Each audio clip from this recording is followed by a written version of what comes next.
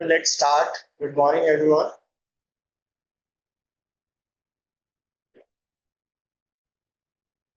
Morning. Good morning.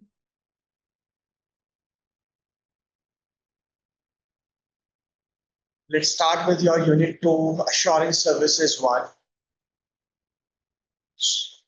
As we discussed yesterday about some of the assurance services. So basically, let's go about from the definitions. Assurance services are independent evaluations performed by internal auditors to help stakeholders trust the organization's governance.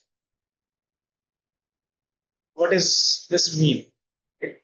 Again, as we learned in the internal audit definition as well, independent. This is also an independent evaluation performed by whom? Internal auditors. With what objective? To help stakeholders to trust the organization's what? Governance, risk management, and control processes. Governance lies with first line of defense. Risk management lies with second line of defense. And third line, taking care of control processes. By objectively examining business practices against defined criteria, internal audit provides confidence that operations are sound and potential problems are caught early. So, in contrast to the consulting or advisory services, which might recommend improvement or offer management service advices, an assurance engagement concludes on whether existing process meet expectations or not. As one internal audit guides notes, an advisory engagement may advise management on how best to measure performance. In the contrast, an assurance engagement provides an opinion on the extent to which organization has performed, given the expectation of the board and senior management. You remember yesterday we discussed about the role of senior management, CAEs, top management, and TCWGs.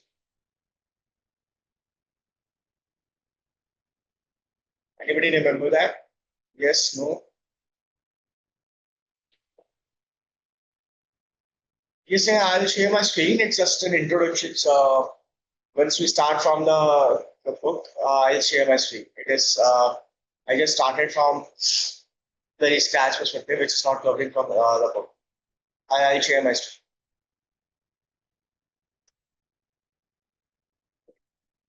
So what I'm trying to say is an advisory engagement may advise management on how best to measure your performance. In the contrast, an assurance engagement provides an opinion on the extent to which organization has performed given the expectations of the board and the senior management. Thus, assurance audits deliver an independent opinion or findings, whereas advisory work is inherently consultative and non-binding.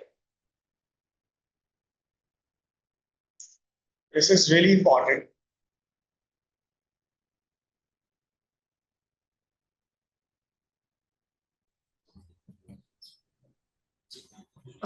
Nikhil, can you repeat? Advisory is consulting and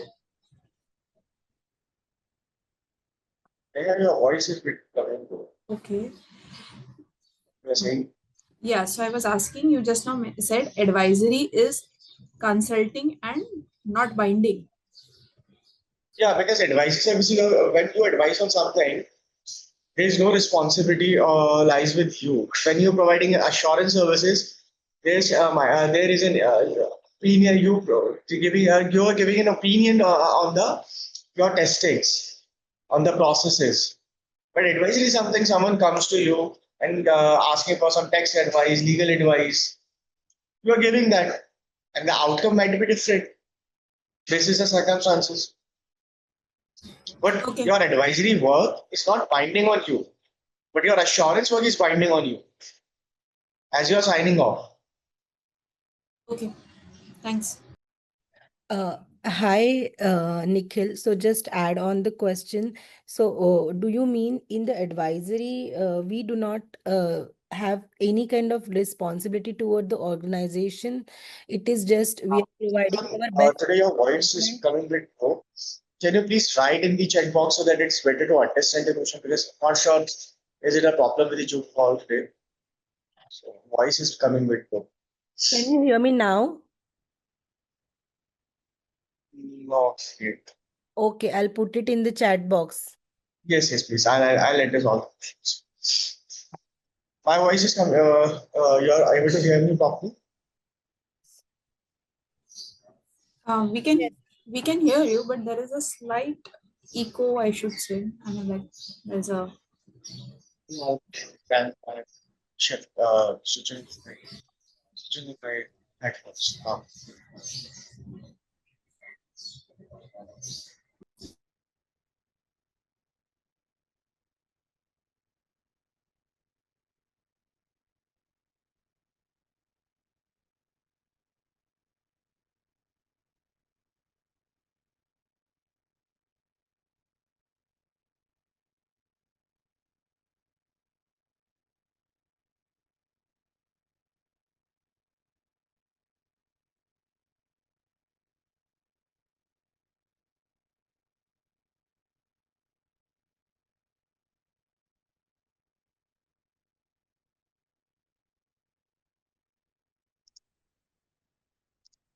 I'm audible now?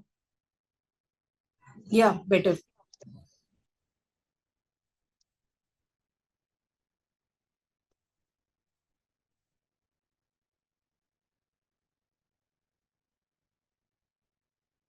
You can say this to Nina that in advisory, there is no direct responsibility towards the organization because you are giving the advice basis your professional expertise. But it is not something which you are signing off, just like you signing off on the balance sheet or something.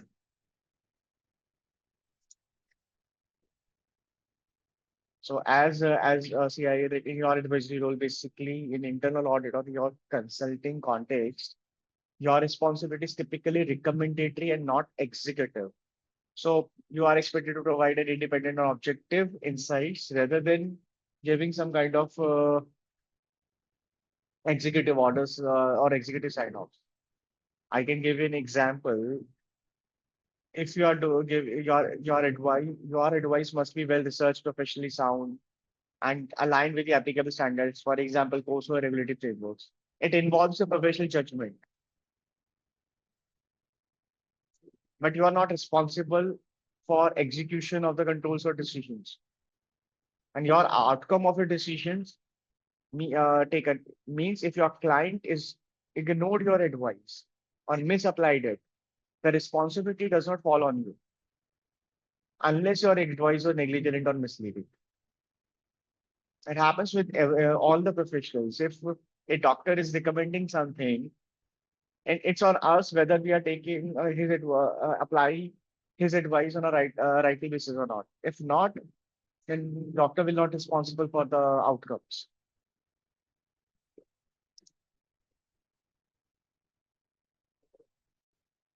Still very low, Vinny.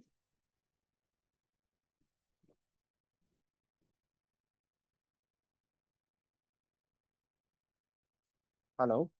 Little bit better. Might be some issues with the tool. I believe it will gradually improve. So let's. It's coming here.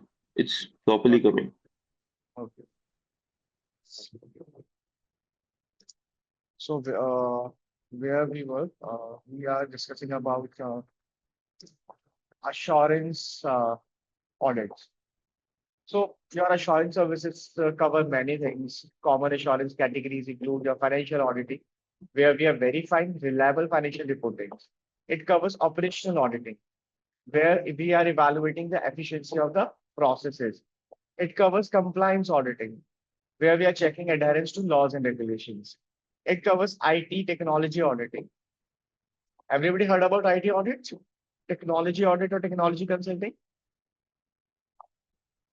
So what we are doing there in IT and technology auditing and consulting, we are assessing the controls over computer systems, which we call as IT auditors. They also include some quality audits, performance audits, which we will discuss in the later sections. I can give you an example for Apple. So Apple INC is cited for excellent assurance practices. Its internal controls, regular audits have earned a reputation for transparency and reliable reporting. Similarly, for Microsoft, it carries out a consistent and regular financial audits to maintain stakeholders' trust. So, in both cases, we have a robust assurance process which underpin corporate governance by building public trust.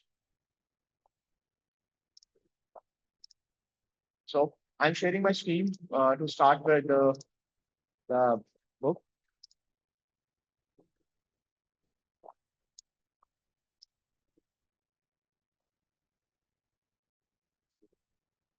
So, what we have to cover today is assurance services 2.1, risk and control self-assessment. I can give you a brief about this because this is really important when it comes to your practical experiences, your day-to-day work life, RCSA.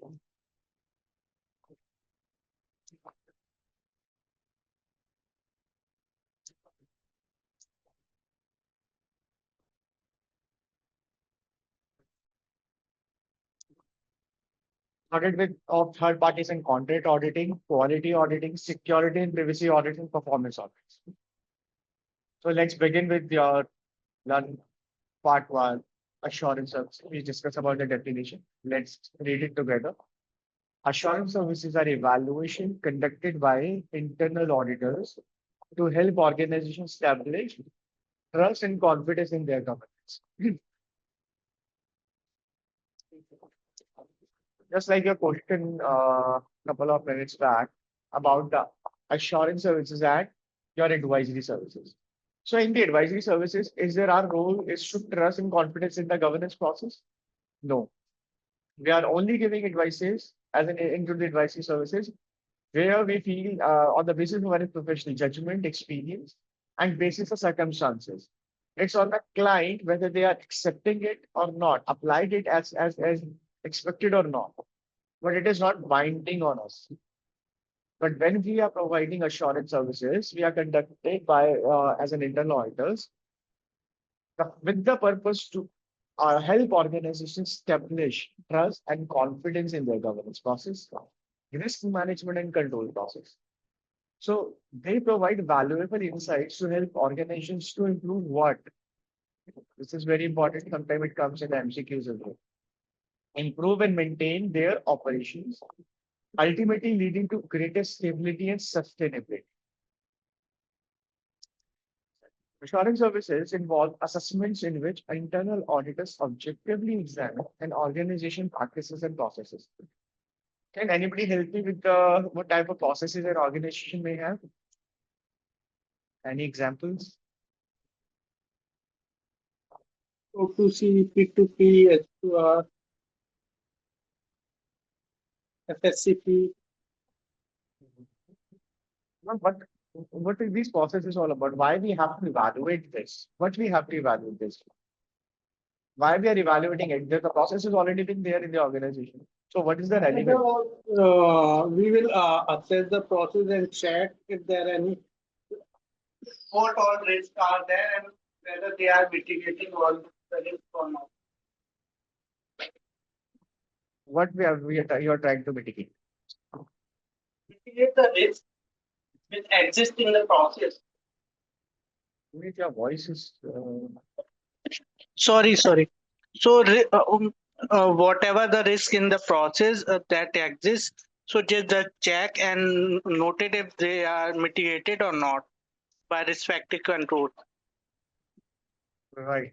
So our purpose is to evaluate their processes in order to understand whether those processes are free from risk or is there any risk. So how we can mitigate it, how we can remediate it. Ultimate objective of an internal auditor is this only. Let's move ahead. This is done to determine how well they meet established standards and criteria, which helps stakeholders feel more confident about how organization is operates.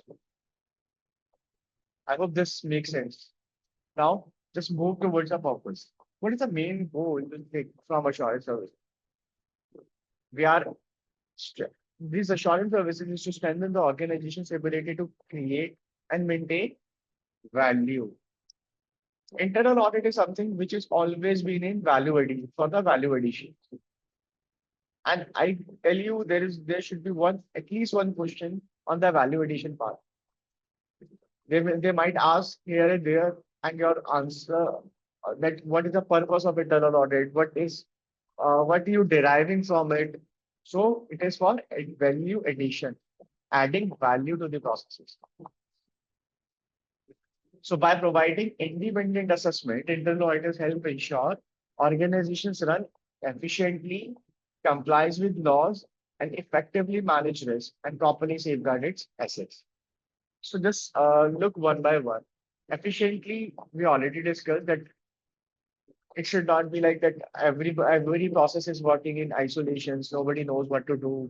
Purchase department is not aware about the sales order or the inventory required. So efficiently means if every processes works together, so whatever day-to-day activities you are doing, it operates in a very efficient manner.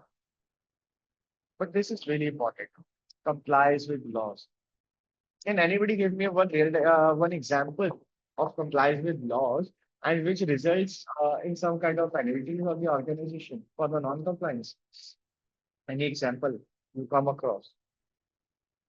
For example, Companies Act 2013, there are few, sections in Companies Act. You have to abide by There's those a sections. That is laws in place, but I'm asking from an organization's perspective. In your day-to-day life, did you find anything on this particular part complies with laws? Either organization might not comply with law and they face some kind of penalties because there are a number of examples. I just want to listen from that perspective. I have given that example in orientation as well.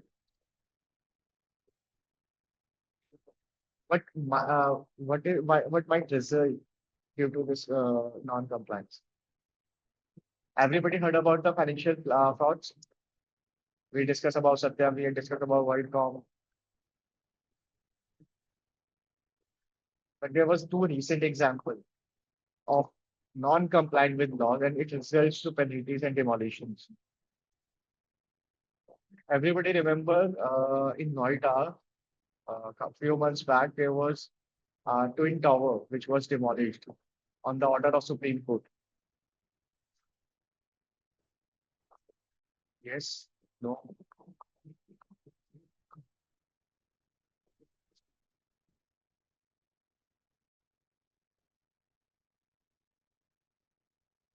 There was an order from the Supreme Court to demolish the tower, those two twin towers in the Noida. Why? Because of non-compliance with laws. It's not there is no concern about the financial statements, frauds, or something like that. The environmental laws which they need to comply, they override it. And that's why non-compliance results in complete demolition of the building. Similarly, if you're taking an example from BFSI industry, due to non-compliance payment, Paytm Payment Bank, remember Paytm Payment Bank case? What happened? RBI restricted the deposits and RBI restricted dealing with the Paytm Payment Bank. Result of what? Non-compliance with law. They're not complying with the laws as per the guidelines of RBI because RBI is a regulatory body for banking sector. There are two examples which we can relate as well.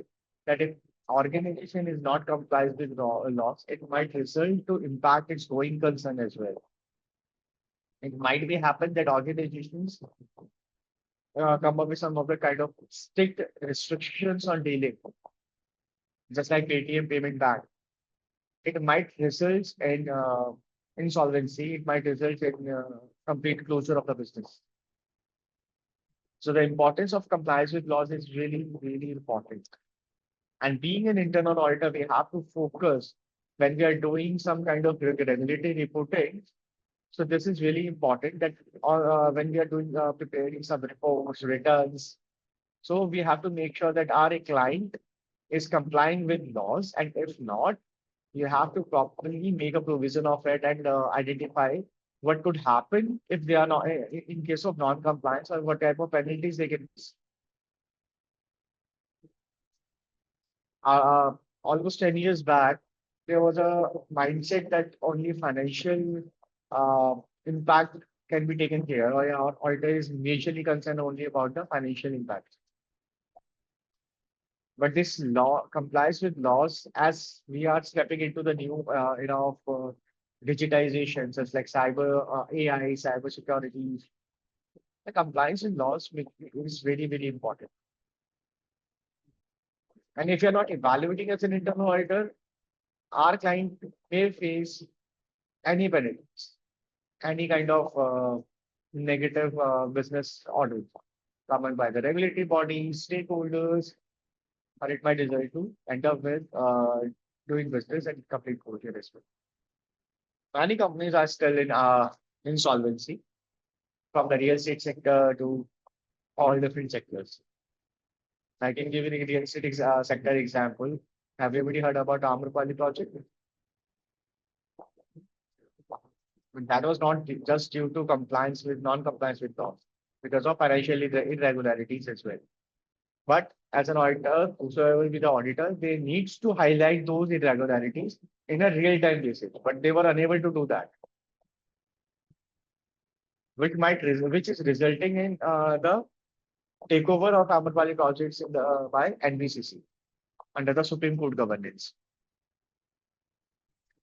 There are n number of financial irregularities in the real estate sector after demonetization. So there are multiple examples. I can give, going ahead, I will give you some real life case studies as well, like Amrapali, JP Infra, Paytm Payments Bank. One of the bank I still remember is from Mumbai, not remembering the name of it, because of the non-compliance. So few months back, similar happens with Kotak. You remember, everybody knows about Kotak 811 bank account. The name of the account is 811. Really no, I'll explain. So effective, what we are doing, compliance with laws, effectively manage risk, which will just walk through us, and properly safeguarding its assets. That unauthorized person will not get the access of our assets. Otherwise, it might result in data compromise. What can be there should be three participants for the entire process. One is process owner, the person or group responsible for activity being assessed. Just take an example of OTC process. At every process, there will be different process owners. Might be one is responsible for billing, one is responsible for order management, one is responsible for packing, one person is responsible for dispatching the orders, and one person is responsible for posting entries in the ERP systems on the ledgers. One person is responsible for reconciling the banks. So those are people are known as process owners. Now another is internal auditors, the auditor who performs the assessment and provide the necessary evaluation, which we are doing.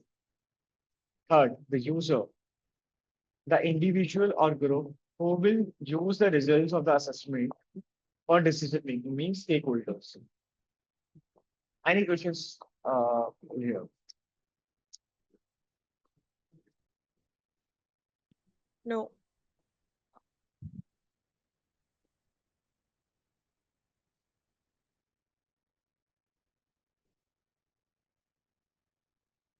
Okay. Now we are moving towards the scope of assurance services. First is operational efficiency. We heard of we discuss about the process owners of the different processes. What our purpose is to enhance the operational efficiency. We have to check how well organization process can work. We have to check on the reliability of reporting, ensuring that financial and operational reports are accurate and trustworthy. Compliance, we discuss about it, safeguarding assets and ethical culture. For the culture perspective, for code of conduct, we have the ELC controls. When we discuss about the process maps in later chapters, there is one chapter we will in detail discuss about the process maps, how process maps are designed, what kind of controls we have, how we place it. So I'll tell you about this ethical culture and testing of these controls, ELC controls. They're in detail.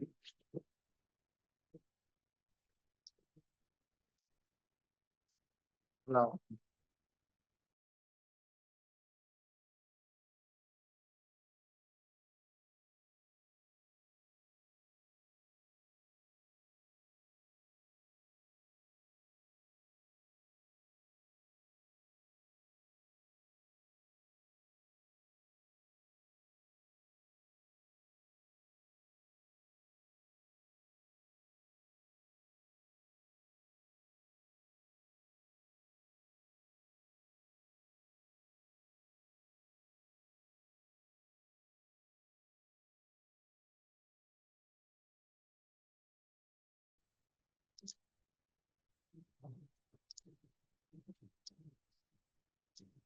now we will discuss about assurance engagement.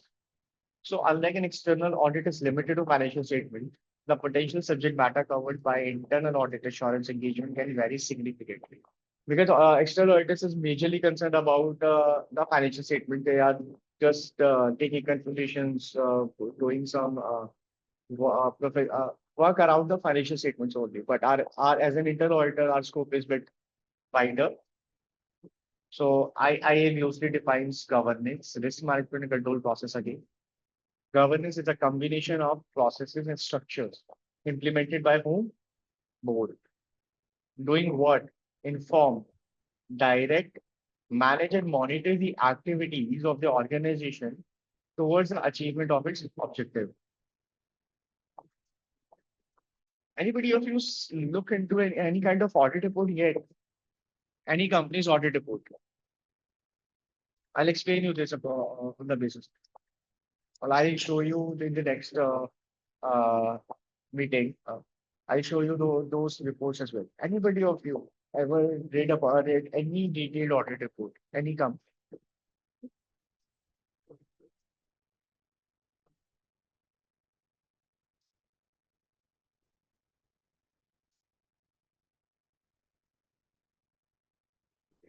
Yes, no.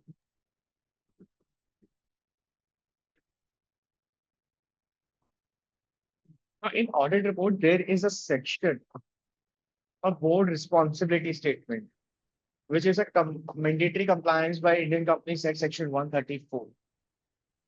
And there was a detailed version of board responsibility statement where board is informing stakeholders about something, about their responsibilities, about their governance structures, about their objectives. And it is an order responsibility as well that they have to understand what type of objectives they have, or board is in place, what responsibilities they have. And that is documented in the audit report. That is a must requirement. I'll show you in the next class about a detailed audit report, and I'll show you this these governance process entirely. But if you get a chance, just look into the audit report. A lot of things you can learn from the report itself. Second part is risk management. What we are doing, risk management is a process to identify, assess, manage, and control potential events or situations to provide reasonable assurance regarding the achievement of organization's objective. Control processes like policy, procedures, activities designed and operated to manage risk to be within the level of an organization's risk tolerance. Before moving ahead with COSO, any background on this? We heard a lot during our day-to-day life about the COSO. And this is really important thing because we are somehow following some COSO principles, or we are also mapping our processes basis COSO. And this framework is using in a real life basis by the organizations. I just want to get an understanding that anybody of you ever heard about that, work around the COSO.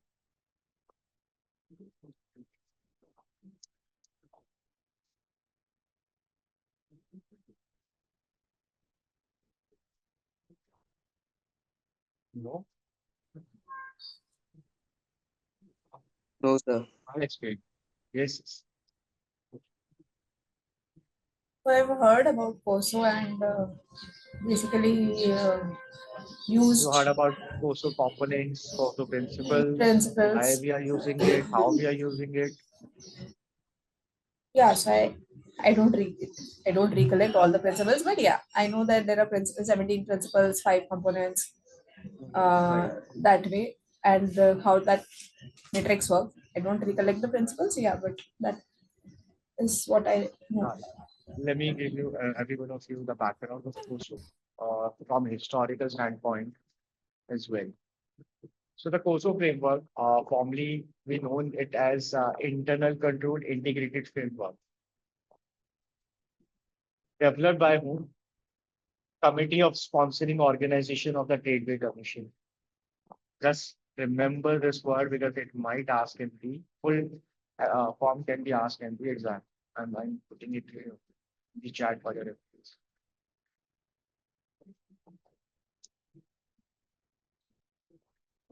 We can ask you who developed the COSO framework. So they give you 4 options. You have to select the right option. Committee of Sponsoring Organization of the Tradeway Commission is one of the most globally recognized models for establishing, accessing, and improving internal controls within organizations. So, giving a historical background, the COSO was first introduced in 1992, and it was later updated in 2013 to reflect changes in business complexity, technology, and globalization. Because in 1992, there was no such business complexity because we just started stepping into the liberalization and globalization era. But in 2013, new technology come up, business becomes more complex, and there are multinational companies everywhere in the globe. So that's why COSO framework was devised in 2013. To begin with, let us understand about why COSO was even required.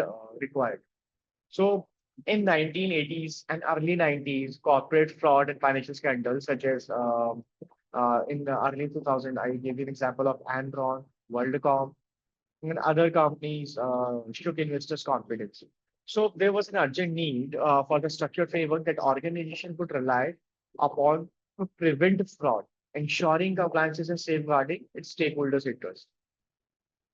This led to formation by COSO by 5 sponsoring organizations. Who are those 5 organizations? AICPA, which is American Institute of Certified Public Accountants. IIA, Institute of Internal Auditors. FEI, Financial Executive International. American Association, Accounting Association, which is we called as AAA. And IMA, Institute of Management Accountants. So basically, this version of COSO is sponsored by 5 organizations, and you have to remember because sometimes these things are not you not get it from books sometimes, but it is really important because it is something from a general knowledge perspective.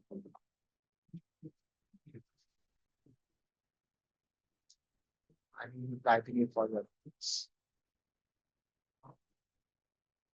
Please take a note of these things which might not be available in the book, but this is an historic background. Might or might not be we get these kind of question in exam.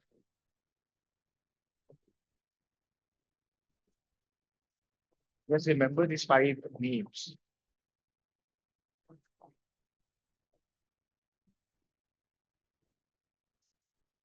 The COSO framework basically revolves around the concept of internal control. Anybody heard about internal control? Let's discuss about internal control. What is internal control?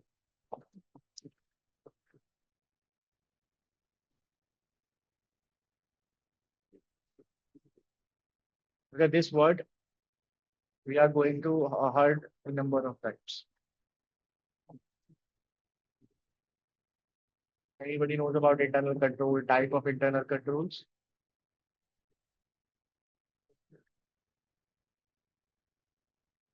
Okay, that's what we are evaluating as an internal auditor.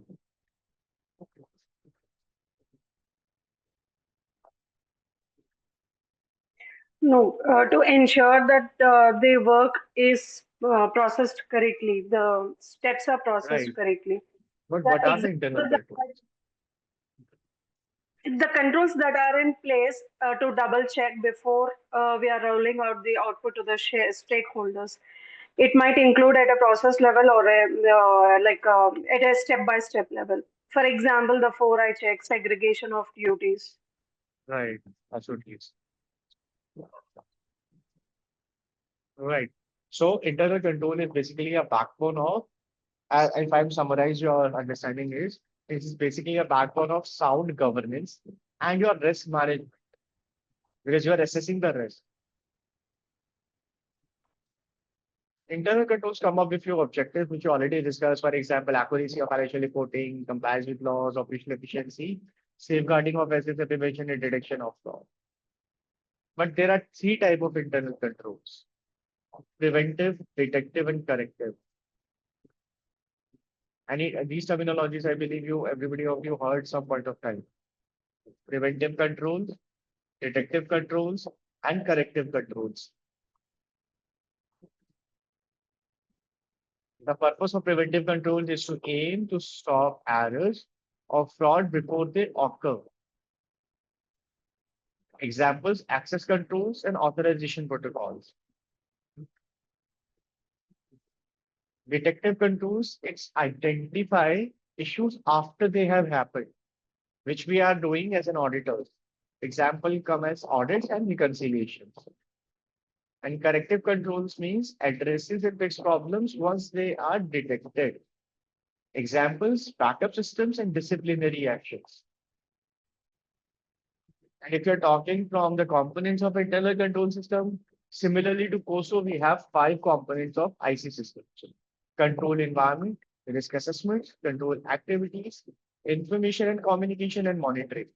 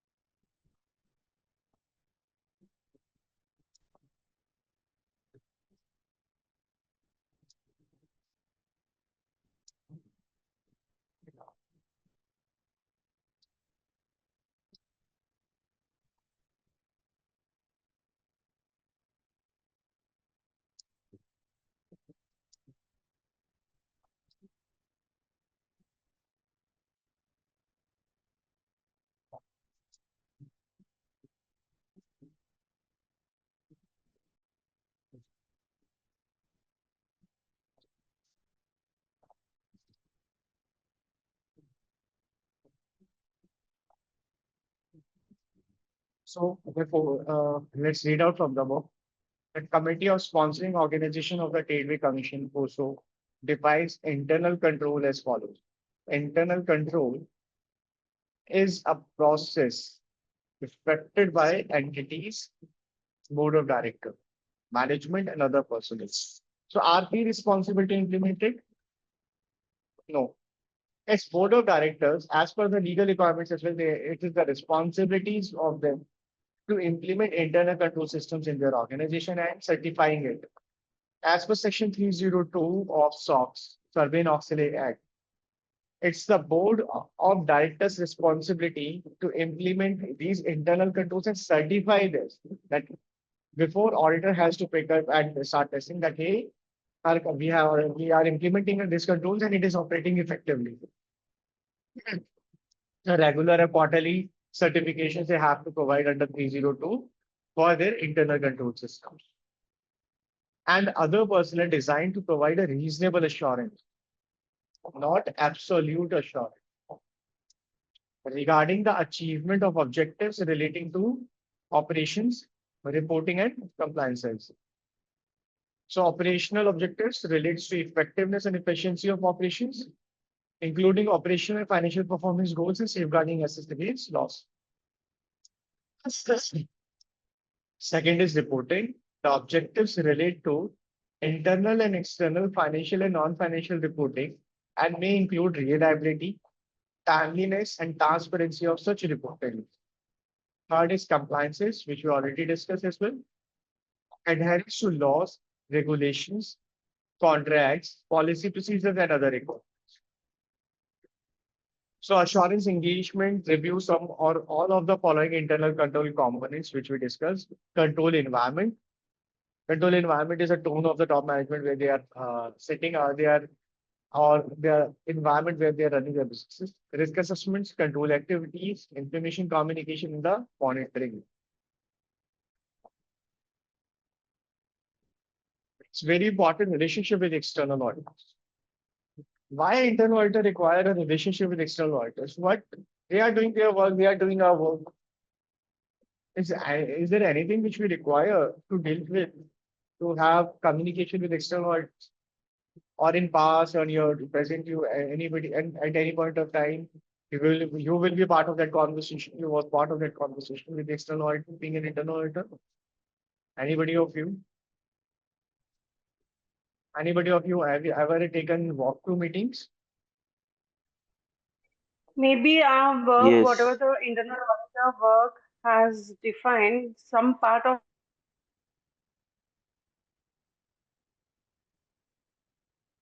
Not able to hear you.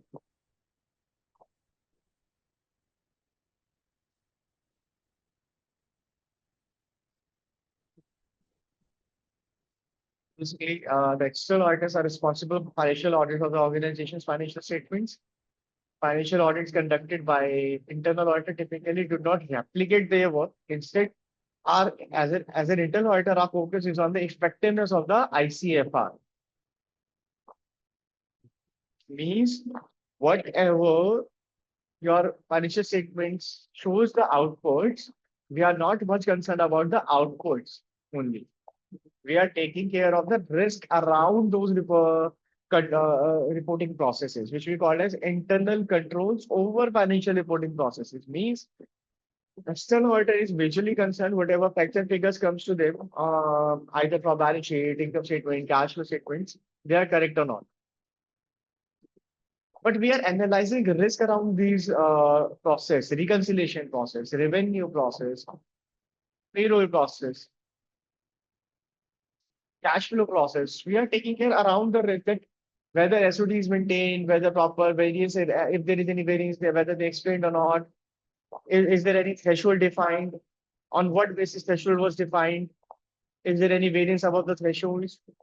Who is responsible to perform what? Who is responsible for posting journal entries and who is responsible for approving journal entries? There might be some different person. Internal check or which we call as internal check or segregation of duties.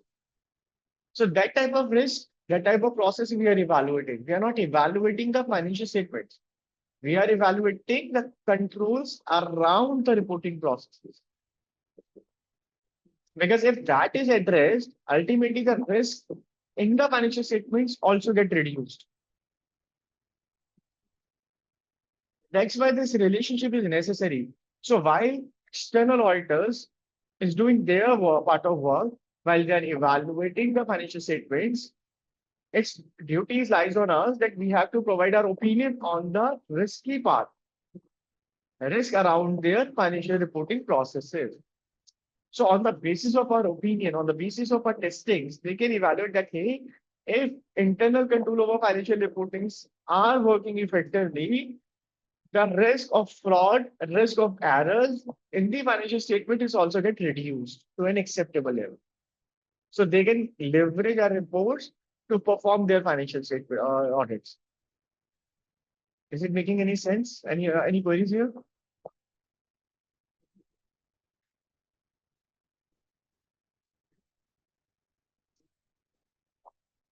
So the review by internal audit is essential to provide external auditors with the confidence to place some reliance on the internal control and ultimately work performed by internal auditors. So internal auditors may also review in detail elements of financial statements. For example, those have presented problems in past. If there is any error, is there any observation which has come during the past assessment? So then you have to taking care of that as well, whether they are remediated or not, and is there any steps taken care by management or not to resolve it. For example, here may include asset retirement obligations, contingent liabilities, or asset impairment reviews. So already aware about it. We have the impairment standard to impair any asset.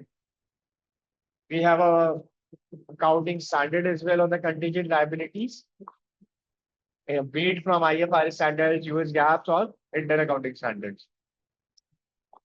Furthermore, the internal auditors may review internal reports such as monthly management reporting, internal scorecards, KPIs used in management of the entity.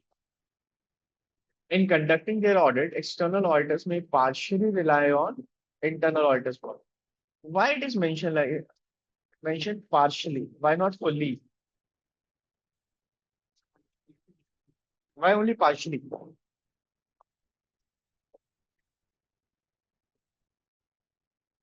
Because internal auditor scope will be in a larger way, like we'll be performing an audit on controls on each and every step, but the external auditor will perform only on a financial reporting.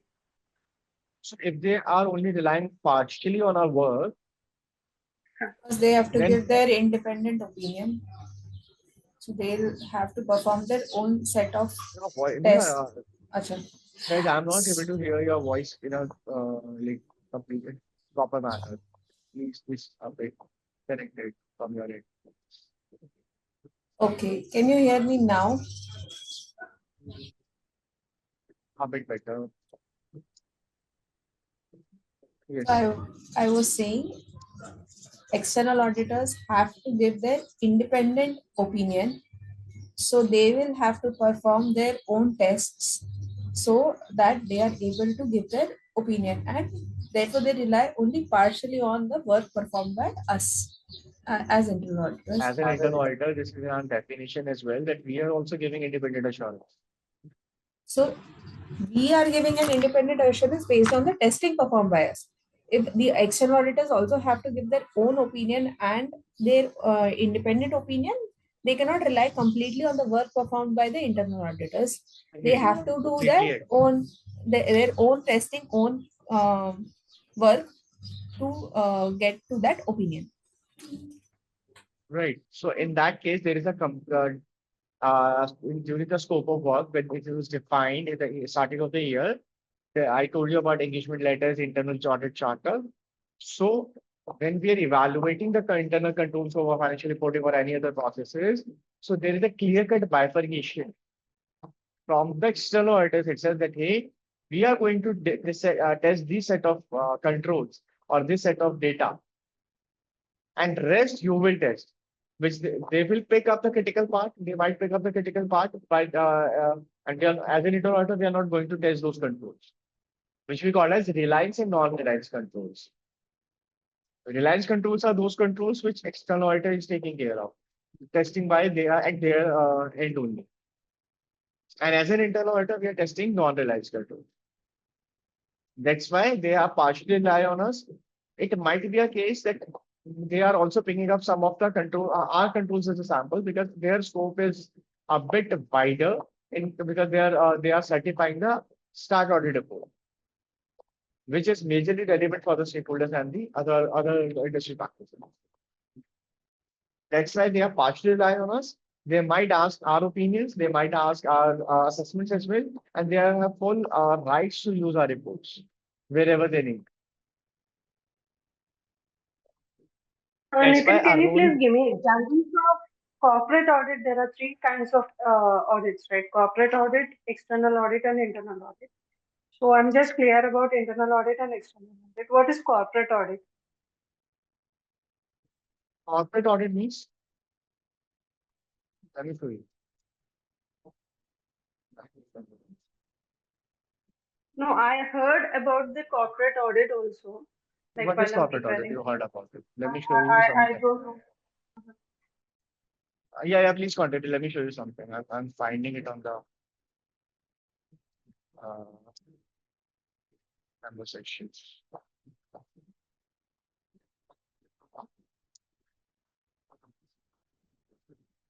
Please continue. I'm here. Number of sections.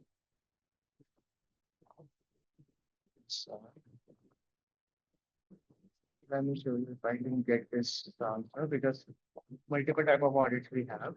Let me show you my screen.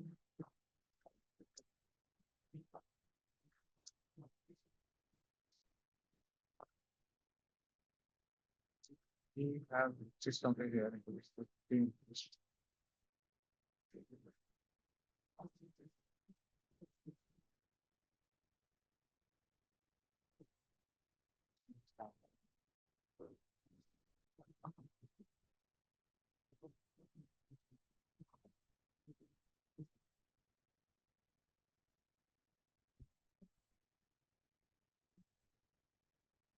There's a clear-cut bifurcation of the responsibilities. Have you heard about concurrent audit? Before going to corporate audit, anybody heard about concurrent audit?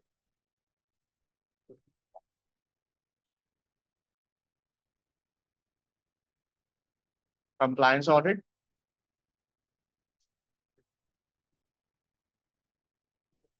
Yeah, compliance audit, we heard about it.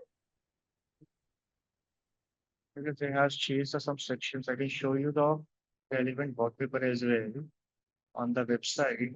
I'm still trying to search you for your reference.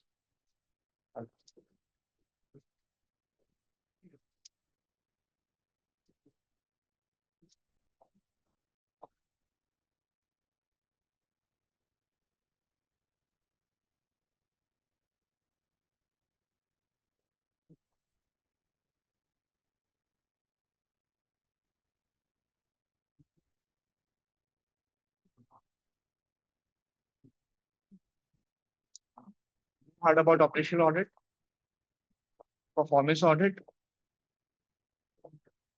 because we have the performance audit covered here. In the corporate audit, there is nothing else. If we are only, I'm not able to show you those terminology like operational performance or some these. I'll search you for your reference as well. But for your answer to your queries is internal audit, external audit, you're already aware about it. But when it comes to corporate audit, there are multiple things cover up, because as you heard, in a big organization, only a part of audit is given to one entity. If it is a very big company, only a part of audit will give to one. For example, the one particular firm doing only compliance audit, other firm is doing their performance audit, or other different firm will doing their operational audit. It might not be against it. They are doing complete set of audits because of the geographies, because of the complexities, or because of the size of those companies. You heard about that multiple big fours are involved in one project. That PwC, EY, Deloitte is also working on the same client. Why they are doing it? They are the big firms, and they are interconnected. They are working in an integrated manner. They are the competitors, but they are working like this. The reason is, on one of the client, one big four is an external auditor, another is an internal auditor, but third one might be responsible for some kind of corporate audits. You can say they are looking into the compliance part. They are looking for the tax consultancy part. They might be looking up to their operational audits, plant audits. Even we are doing the inventory audits as well. If it is a big manufacturing company, so we have as an auditor we have to be appointed only to do, evaluate their inventory process, fixed asset verifications. So when we are doing it in a segment level, that will, as a terminology wise, you can say it a corporate audit. Making Okay. sense? Yeah. I'll show you the report because this is something very interesting because everybody of you, everybody of us, not even you, is a bit confused in why these all of us are working around one client. Why not one firm is able to perform all the functions? I still know that many of the companies outsourcing their operations. You heard about the outsourcing. Why they are outsourcing it?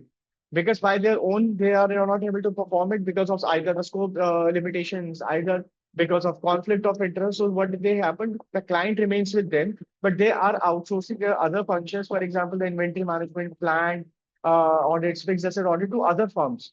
That hey, please do it on our behalf.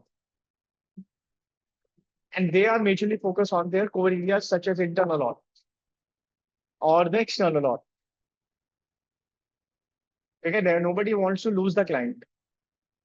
Ultimately, client will give the money for that services for to us. So just to avoid the conflict with independence or other kind of limitations, we are those kind of firms outsource their work, be it audit work as well. Sometimes video is working as an external auditor. PwC acted as an internal auditor, a KPMG working as a compliance auditor for them. Because internal auditor is not always been doing every kind of functions because of their own limitations or their scope of services designed by CA and board of directors.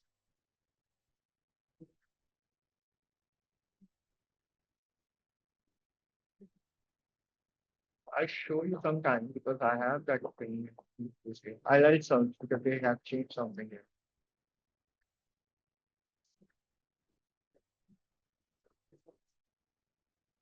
We are done with, till here, relationship with external auditors. Now, three type of assurance services: compliance, operational, and IT. Do you see we all have corporate laptops? We all have to take some kind of accesses to before stepping into the system or any kind of software. Heard about any VDI, anything like that? Okta, Authenticator. These terminology, anybody of you heard about till now?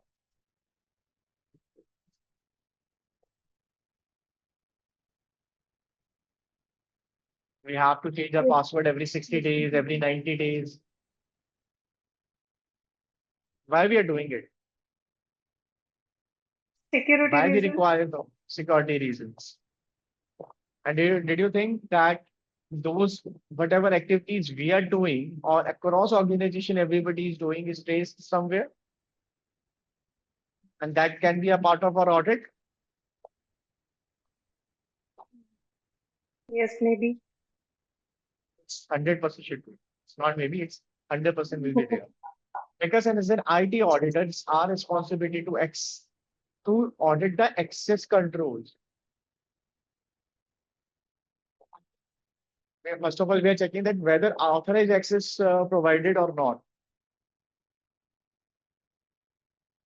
We will check whatever the technology infrastructure we have, how risk is mitigating, how what type of risk is there. If new software is going to be go live, before that I told you about the UAT testing. But we are as internal, we cannot do the UAT testing if it is not in our scope. But what we are doing, after going live, we will checking the gaps by audit trails and other things, other IT processes. As you already aware, client is using one kind of software. As in consulting business, we are using our own softwares. But to discharge our duties complete, we have to step into their systems by using VDI, virtual desktop interface, which we call as Citrix sometimes. Why are we using it? This is a system that client is not giving us a direct access to their systems, but they are giving it a virtual access because of the data confidentiality and also the data access. So we have the restricted access, but yes, we can access it in virtual manner. This is called as IT assurance. The review and testing of computers, technology infrastructure, IT governance, mobile devices, cloud computing. The purpose is to assure the integrity of information. IT auditing ordinarily has been separate project by IT audit specialists. Anybody of you heard about CISA? What is CISA is all about? Just like CIA, we have CISA as well. It is all about IT testing controls. Certified information system auditors. They are also the internal audit, but they have specialized in IT part, IT audits. They have the better understanding than the normal auditors when about the IT infrastructure, what kind of IT controls are there, how we can perform it. Ultimately, the internal controls should be same for them as well for us as well. But the person who has CISA, they are better know about the BCP technique. They know about the system life cycles, SDLC, system development life cycle. They know about the information systems, type of information systems, physical systems, environmental systems, logical access systems, logical access controls we have there. So there are multiple things they are aware about it. And everything is used in the IT audits. And a practical app I can tell you, if you get an opportunity to do some IT implementation, IT conversions, IT audits, please go ahead. It will give you a better understanding of your work. Because the scope of IT auditing remains very wide. Allow me a moment, I'm getting a call. Allow me a moment.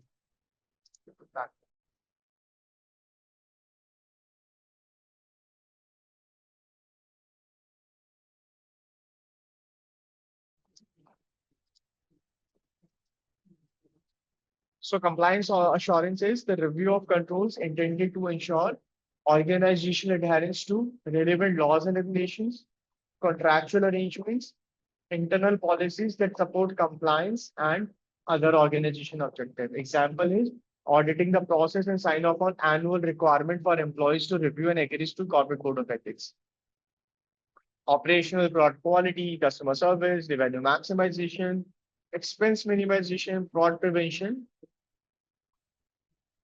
asset safeguarding, CSR, streamlined workflow, safety and staffing. We have a fraud risk section, which covers our 10% of the curriculum.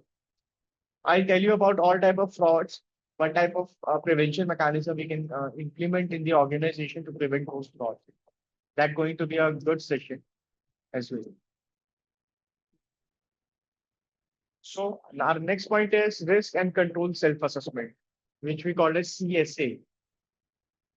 Nowadays, companies is more concerned about implementing this control self-assessment process in the organizations. Why? Let's go by definition. It is a process that helps organizations to evaluate their own risk management and control systems. It empowers employees to actively engage in monitoring and improving systems that protect the organization. Anybody, if you work tested any controls so far? If you can give an example that, hey, I did that in the past. I would like to understand the terminology from you. Sorry, I lost your connection. Can you repeat your question again? My question is, anybody of you worked any point of time on the control testing? Any control you have tested so far, or any you were part of any kind of planning of the internal audit rather than just working on field work? To be frank, I'm not part of internal control, but I'm part of risk management. I have got tested on some internal controls where my responsibility is to check whether the proper SOP documents were in place or not, how they are getting the source data, like whether the source data is accurate or not, what are the controls that are in placed to double check, and similarly So on the the out. second LOD, as a second LOD, you Yeah, almost yeah, as a second LOD. I second LOD have been almost. part of second LOD, but not right now. So in Okay, that, in at the the past same as well. time, I'll also cover like access security, like how many people will have their access to the drives or tools. Will procure the access control list, and I do. we'll also validate how frequently they are be validating those access control list, and recovery procedure also. That part of our audit is of the testings which we are doing. BCP testing, backup and recovery. We are more concerned about it. So my question, another question from all of you is: anybody of you heard about MSIs, management self-identified issues?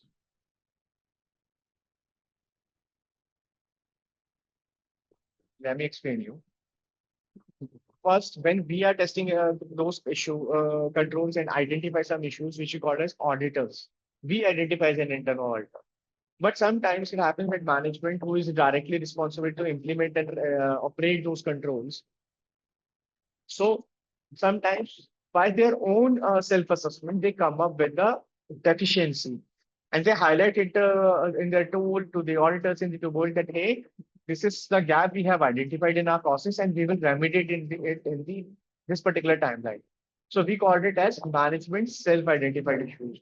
So while we are into the planning phase of our internal audit, there are three phases: planning, fieldwork, and reporting. So when we are into the planning phase of our internal audit, so whatever MSIs are there, which are identified by the management, we have to document that as well. That, hey, these are the controls where management itself come up with their own assessment, come up with some issues.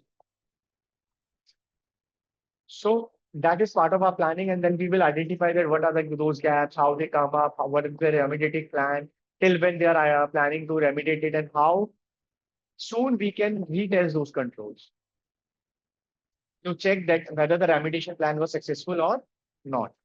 So in every organization, the risk and control self-assessment becomes a very important part, and it is the responsibilities and it is of the employees to actively engage in the monitoring and improving the systems. It is not like that if you have board have implemented the controls in the organization, it is not a sole responsibility of the board that auditor itself come up with the observations. They told the employees that, hey, you're directly and actively engaging in the operation activities. If you come up with some kind of observations, issues, highlight it so that it also help employees to empower and also leading a more resilient and effective operational environment. There is nothing wrong if management identifies those issues. Because ultimately, we are not going to test those controls until and unless those issues are not remediated. This is called as risk and control self-assessment, which is done by employees of the organizations in the management. What is the purpose of it? The CSA aims to improve internal controls and risk awareness throughout the organizations by getting input from employees and managers who are directly involved in the different process. It may happen that purchase manager comes up with some issues in the invoicing, in the vendor selections, or something like that. Does it make them vulnerable? Obviously not, because when we are running a business, issues comes up, different challenges, dynamic nature of the processes and geographies. They come up with some more kind of observation. But as an internal auditor, we have to include those controls in our planning document itself. And we will tell the management during the walkthroughs and during the course of our audit that, hey, is there any plan to remediate those issues? They will come up with some timelines. And when those controls were remediated, those issues were remediated, we will retest those controls. That is something we have to make sure of. That's why the purpose here is the CSA aims to improve internal controls and risk awareness toward the organization by getting inputs from employees and managers who are directly involved in the different processes. This approach recognizes that everyone in the organization shares responsibility for effective control. It's not just senior management or auditor. I explained to you like this way only. It is not a sole responsibility of auditors to test those controls, to identify these gaps, deficiencies, and any kind of recommendation or observations. It's them as well. We will trust them. We will give some responsibilities to them, to the employees as well. So next point is involvement. Employees at all levels needs to participate in accessing risk and controls related to their specific functions, be it HR, be it payrolls, be it treasury, revenue, say banks, any balance sheet controls you have, every employee. So as an internal auditor, what is our role is, we support and facilitate this process. Internal auditors help to design and implement the assessments. We will train the staff wherever they feel that they need training. And whatever outcomes they come up, they can discuss with us. We can verify the outcomes. And this collaboration results in better insights on how well control are working and what residual risk remains. Let's leave it for the time being. We have a type of risk as well where we discuss about the residual risk as well. This risk is something which is still left in the system even after you remediate the issue. This is still in the system, but it is not relevant because it is not impacting your day-to-day operations or your financial positions. What can be the methods of it? CSA can be conducted through various methods, such as structured workshops, surveys, or self-certification process. Can anybody explain me this self-certification? What is all about?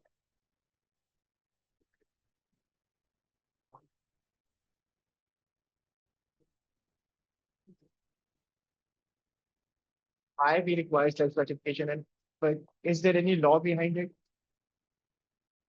Yeah, it's if the people are already aware of the risk culture of the organization or of the process, there will be a questionnaire kind of survey whether we have to confirm whether we are properly adhering to the controls or not, whether we have placed proper controls towards our process, and whether we Is are that adhering to implementation thing that whether they placed it? But now, if you have some workshop, if you have some survey document, you can give it to the management. They can fill it for your reference, for your audit perspective. But I am asking from self-certification. What is self-certification process? Why it is needed? What is the relevance of it? Implementation, we already talked a lot. If that board of directors, senior management has to implement controls in the organization. We talked about why there is a need of self-certification process. It is just as a accountability to tag accountability on the employees, Right. whoever is managing that. And is there an accountability set with some of kind of legal mandate? Is there any legal mandate for this? Yes, of course. So based on their certification, if something goes wrong in the future, then obviously it will impact. Legal mandate. That is the answer you might giving right, but is there any legal mandate? Oh, legal matter. Okay. Legal, yeah, may not be legal. Yeah. It bases on internal process, how they document it, based on self-certification, how they proceed further. They're doing it. They will give you the certification. No worries about it. My question is there any legal mandate if they denies to give you the certification? If you're asking as an internal auditor that they please certify your controls, you set the accountability is there. But what if they deny to do that? If the control owners come up to you or the process owner come up to you and saying that, hey, we are not giving the certification. How you will get it certified then? maybe that would be a compliance issue. You know, compliance comes up with some legal mandate, right? I'm asking for that mandate itself. I just want to, because I explained it earlier, I just want to allow you to recall it once. Otherwise, I have to explain also. What is a legal mandate? If any, if you have ever heard about it. So under SOX, it is a mandate that the board of members, the CFO, and the senior management does sign off on the statement stating that basically the internal controls are in place and they are working fine. If not, then what is not working and all, that is what comes up in the report. So it's called What we call it as.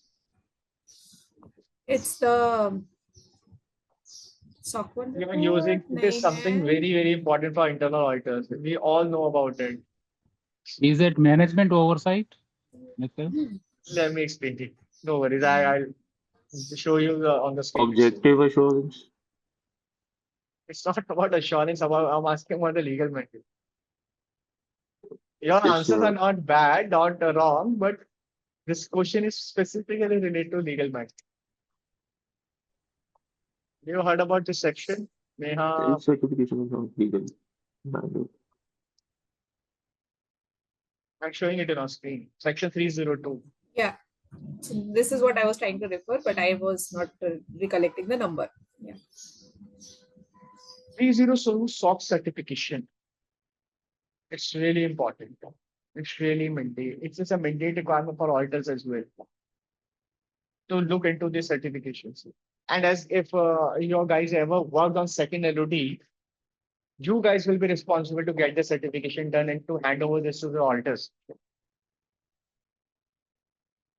Because either on a quarterly basis, basically generally it happens on a quarterly basis that whatever set of controls we have already in place in our organization, control owner has to certify on what? Multiple things, whether there is change in process, whether there is change in designation, whether there is change in control set of performance, control description, as a change in, they are assigning new responsibilities to anyone else. Is there any new technology they are implementing? So on those areas, they have to give the certification. They have to certify in that if organization is using some kind of tool.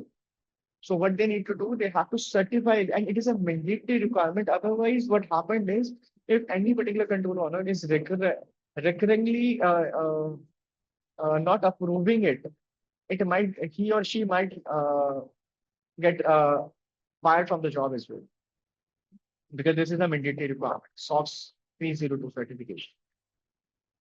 What is required? Requires a public company. Just remember, it is not applicable for private companies. Listed companies or a public companies. Who will do that? CEO, as explained by Neha. CEO and CFO should personally certify the control quarterly and annual financial reports. Who are they? They're generally at L1 or L2 levels. Generally at L1 or L2 level of the process. Might be one in the purchase, if you're looking from the purchase perspective, someone at a L1 or L2 level. So they have to certify that whatever they are implemented in their entire process, it is running and operating effectively. Or if they have come up with a new observation, they have to write it there before certifying. To personally certify quarterly and annually financial reports filed with SEC. So it is set for personal accountability, report certifications, internal control assurance. One we just discussed about the accountability. This is the accountability. When they certify that the company has implemented and maintains effective controls to ensure integrity of financial data. But if they come up with some observations, some issues, self-identified issues, so they have to highlight it. They also have to highlight disclosure of the weakness, which means executives disclose any known weakness or deficiency in the internal control systems, any fraud that involves management or other employees. What is the applicability of it in 10Qs and 10Ks? This This is applied to all US public companies to filing quarterly. When they file quarterly, these 10Qs and 10Ks, they need to attach that report. Understood. Is it clear now? We will discuss about 302 and 404 multiple times because it's really important and scope is really wider, along with couple of controls as well, couple of sections as well. Excuse me, Nikhil. Sorry to interfere, but your question was about self-certification process by the employees, right? So what happened? It was related to control self-assessment, right? But See, is it the CEO or CFO who approve, who is responsible to perform, to operate those controls? Only employees will do that, right? If you are at the top of your hierarchy in the system, from whom you will take the inputs before certifying? From your employees, from your managers right, and the senior managers. right. Certification. Yes, So this will be a legal mandate then. it's a legal mandate. If a company is a public company and in a public company you have a second LOD in place, so it's a responsibility is like to the second LOD that they have to quarterly take the certification on the controls. Second LOD might not be able to engage every employee across the company. What they do it, they will pick up their leaders, their first LOD and first L1 and second L1s, L2s, and they certify on their employees' behalf for their process because the ultimate accountability lies to them. But will they be able to certify everything in the happening in their systems? Obviously not.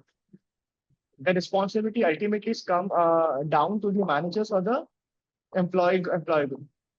Do you So think now, if But this so is now, only for public sector companies, right? No, yeah, the not public for the companies, private. it's not applicable to private, right? but the thing is, It's when not. managers at lower level take input from the higher ups, so and when they self-certify the process or when they do the self-certification, will that be legally mandated then? No, right? I'm saying something. No. Who mentioned it? CEO, CFOs? If you give you an Yes. example, if you are handling a purchase system, entire purchase functioning of a company, you might be at L1 level or L2 levels. You have your team is in place. You might not be able to know what is happening in your godowns. They are the supervisor, they are the managers who is responsible for those Right. controls.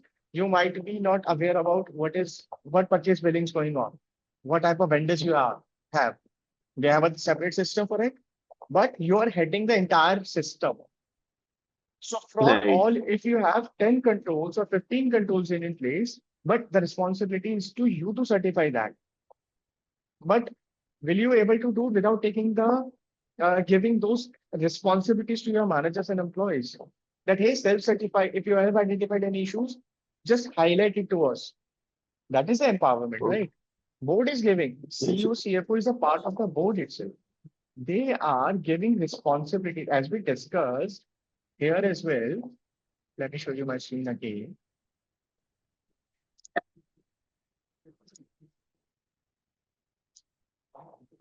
What we have discussed here.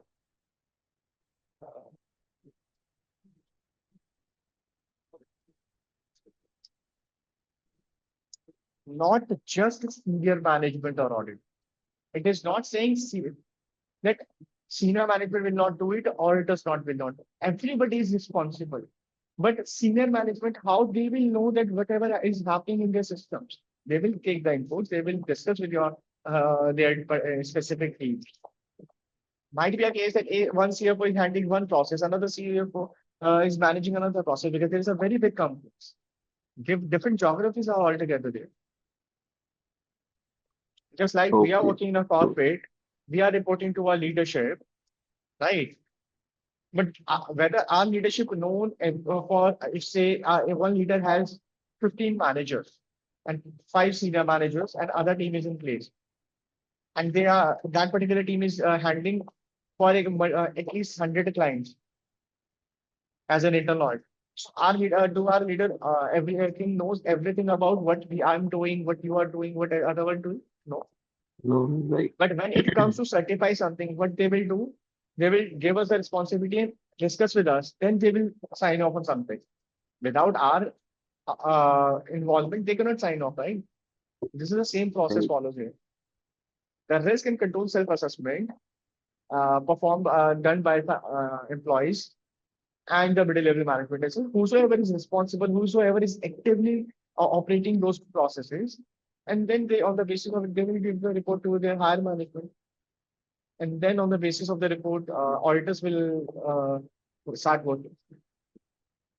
Okay. We cannot say that every board of directors should know what is going on. That's why they have so big teams.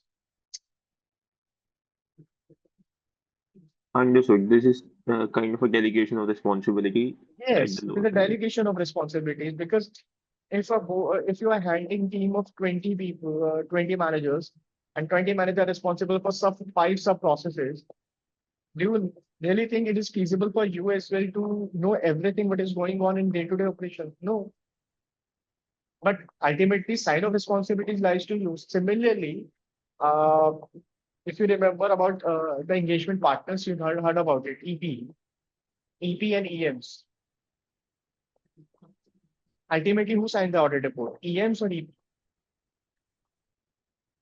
Just take this discussion from another perspective. Who will sign the audit report? Engagement partners or engagement managers? Partners. Engagement partners, right? Engagement partner having 60, 70 audits under his or her bucket. No engagement partner is aware about every single piece of work, or he or she is performing every kind of audit work by himself or herself. No. But ultimately, who sign off? Who give the certification to the client? Partner. What they will do? They will discuss the outcome. They will discuss the assessment with their team, with their group of managers, their group of people. On the basis of the entire discussion, entire analysis and assessment, EP sign off. Similarly, here as well. If we are not delegating the responsibilities to the people who are actually operating those controls, how people sitting at the upper level knows that what is going on at the lower levels, at the ground levels. And that is why auditors is very much concerned about management self-identified issues. Because when we are delegating this power, even CFO and CEO sign off like this that, hey, our management identified these issues and we will remediate it in a near 1 year timeline, 6 months timeline, and then auditor will retest those controls. On those controls where management already identified issues, we are not going to test it until and unless those were not remediated by them. Why they do that? Now another question should come up: why management start identifying the issues? Because it helps to save time of auditor as well. But if auditor identify it, it should be mentioned in the report. But when management identified it, we are not testing it as at present, but we will test it in our next cycle when they remediated it. So there is a hand-in-hand approach that everybody is working together to achieve a common objective, which we discussed since our yesterday's class as well. Our focus is to achieve a common objective and add value. This is the Nikhil, value addition. am I audible? Yes. So I understand what you're telling about, like what management is identifying the risk, and they are coming up with what is they identified. We will consider as an internal auditor. But I didn't understand exactly what that. For example, let me say it's a payroll. The employee who is giving that self certification. In what way the employee will do that self certification?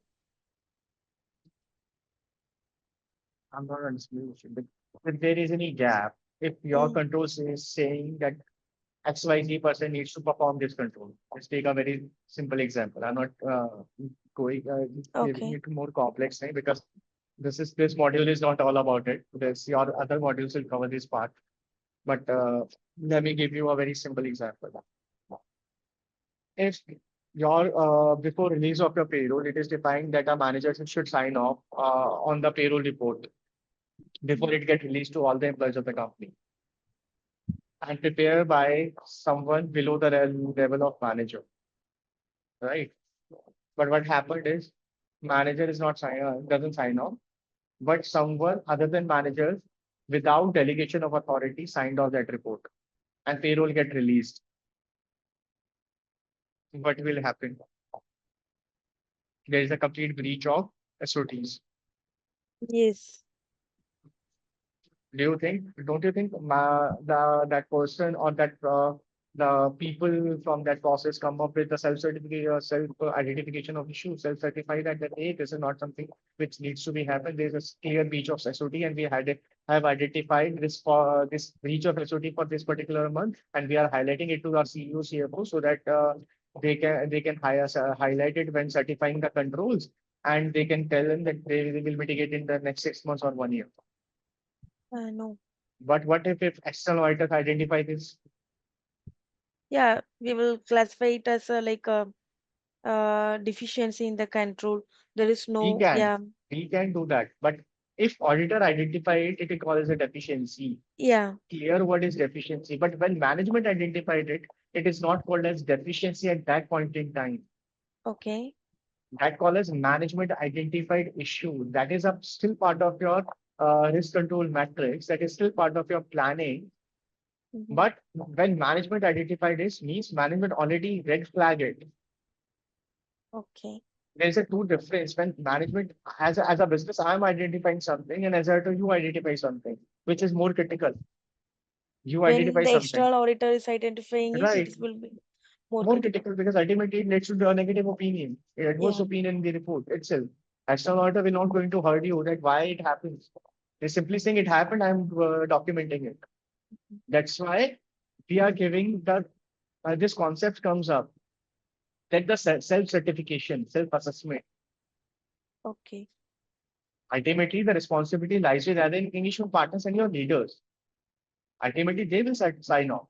We are not signing off. But who will tell them that this breach happened? All of us, our team, people are very close to that controls.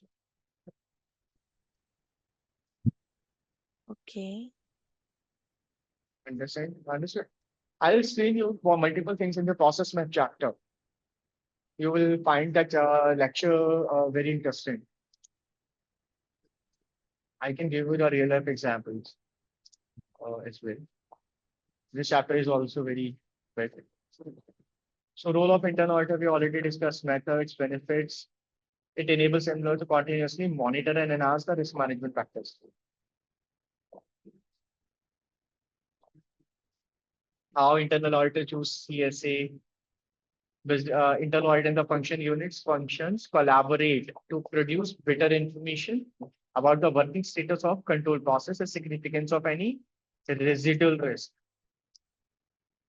So internal auditor investments in CSA programs may be significant. How we can do the sponsor, design and implement and own the process, conduct trainings, supply the facilitators, scripts and reporters, coordinate the participation of management and work teams. So in other organizations, internal audit may serve only as an interested party and a consultants for a whole process and as a ultimate verifier of the term evaluations. In most programs, the investment in organizations CSA efforts is between two extreme described. As the level of involvement in CSA program and in individual workshop deliberations increases, the chief audit executive monitor the objectivity of internal audit staff, manage that objectivity wherever necessary, increase the internal audit testing to ensure that bias or partiality does not affect the final judgment of the staff. So these are some things which we already discussed. So now discuss about the outcomes, benefit, and limitations. So business unit personnel must engage in managing the risk, which we discussed. What to do to improve the probabilities of achieving objectives. Thus, they should have training.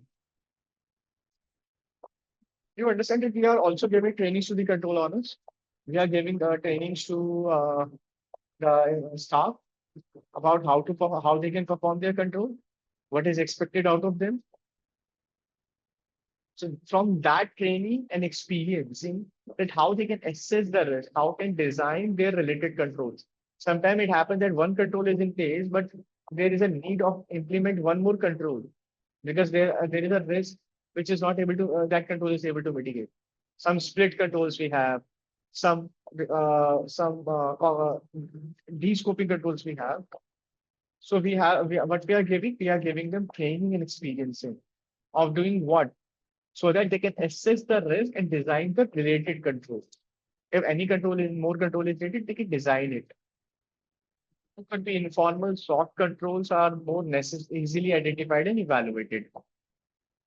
Personnel are motivated to take ownership of the control processes in their units. We already discussed about their units. You're getting my point now. Why I'm telling you that CFO is handling an entire process, but there are multiple units. Go down is there, invoicing is there, dispatching is handling one, packing and handling by someone else. So in their respective units, those employees are motivated to take the ownership of their control processes and corrective actions taken by the work teams, not by CFO. CFO, they are only certifying it. But who take the action? Their teams. The entire objective risk control infrastructure of an organization is subject to greater monitoring and continuous improvement. So internal auditor become involved in and knowledgeable about the self-assessment process by serving as facilitators, scripts, and reporters for the work teams and as a trainer in the risk control concept supporting the CSA program. The internal audit function acquires more information about control processes within the organization and can leverage that additional information in allocating its scarce resources. The result is greater effort devoted to investigating and performing tests of business units. What we did in payroll, we investigate, is there any breach of SOD? Because of our investigation, it happened, which I gave the payroll example. Because SOD was breached there. So functions that have significant control weakness or high residual risk. Management responsibility for the risk management and control processes of the organization is reinforced, and managers are less tempted to delegate those activities to the specialists. The primary role of internal audit function will continue to include validation of the evaluation process by performance of tests, the expression of professional judgment, and about the adequacy and effectiveness of risk management and control systems. Responsibilities. Senior management should oversee the establishment, administration, and evaluation of process of risk management and control. They have the oversight thing. Operating managers' responsibilities include assessment of risk. Are you able to verify these to segregate these now? Who will certify controls?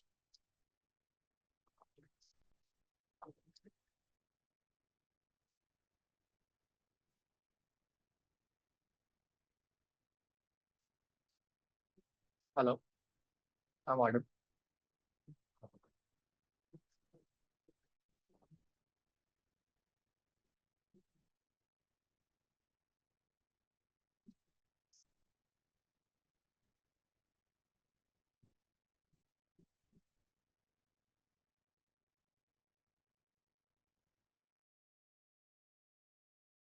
Certification would be done by the top management, but the responsibility lies with every employee. That's what we discussed. That certification is the responsibility of the senior management, but the responsibility lies with the operating managers. And internal and external auditors provide varying degrees of assurance about the state of effectiveness of risk management and the control processes of the organization. We have the three CSA approaches: workshop facilitations, surveys or questionnaire, and the self-certifications. So organization often combine approaches. CSA process should be customized to fit the unique characteristics of each organization.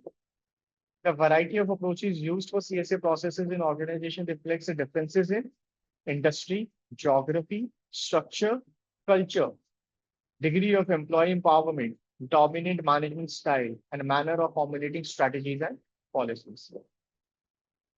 Workshop facilitation approaches employs workshop to self-assessment that is structured, documented and repetitive.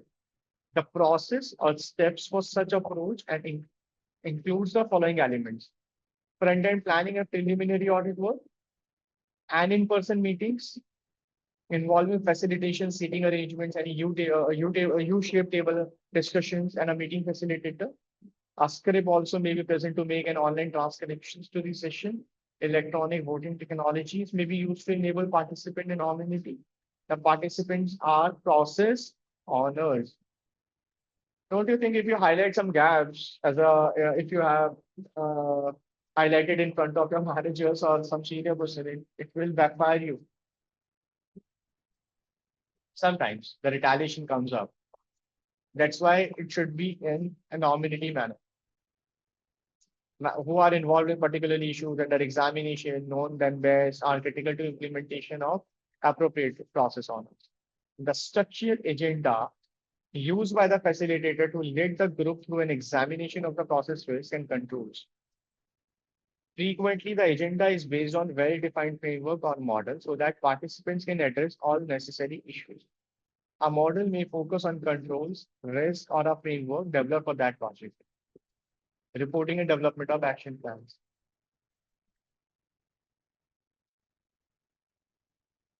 So we will continue after the break from the facilitation approach for possible formats. So it's 10:55. We can connect at 11:10. We can take a 15 minutes break. We'll continue after that. Now we're starting from the facilitation approach, which has four possible formats. First is objective-based format, which is focuses on best way to accomplish a business objective. The workshop begins by identifying the controls currently in place to support the objective and then determine the residual risk remaining. So what is the aim of this workshop? The aim of this workshop is to decide whether control procedures are working effectively and are resulting in residual risk, which is in acceptable level. Try to understand one thing: risk has always been there in the processes and the systems. We cannot eliminate it 100%. But what left after all the efforts, all the trainings, workshops, assessments, that is we call as residual risk. And that is also within the acceptable level. So the aim of the workshop is to decide whether the control procedures are working effectively and are resulting in residual risk within an acceptable level. Second is risk-based format, which is focuses on the risk on achieving an objective. The workshop begins by listing all possible barriers, obstacles, threats, and exposures that might prevent achieving an objective, then examines the control procedures to determine whether they are sufficient to manage the case. Word here is manage. At objective-based approach is resulting. Just pressure on these words, because when we are discussing on the objective-based format is we are analyzing, deciding the control procedures effectively and resulting in residual risk. But when it's risk-based format, we are focusing on managing the key risk. So the workshop aims is to determine significant residual risk. This format takes a work team through the entire objective risk control processes. Third is the control-based format.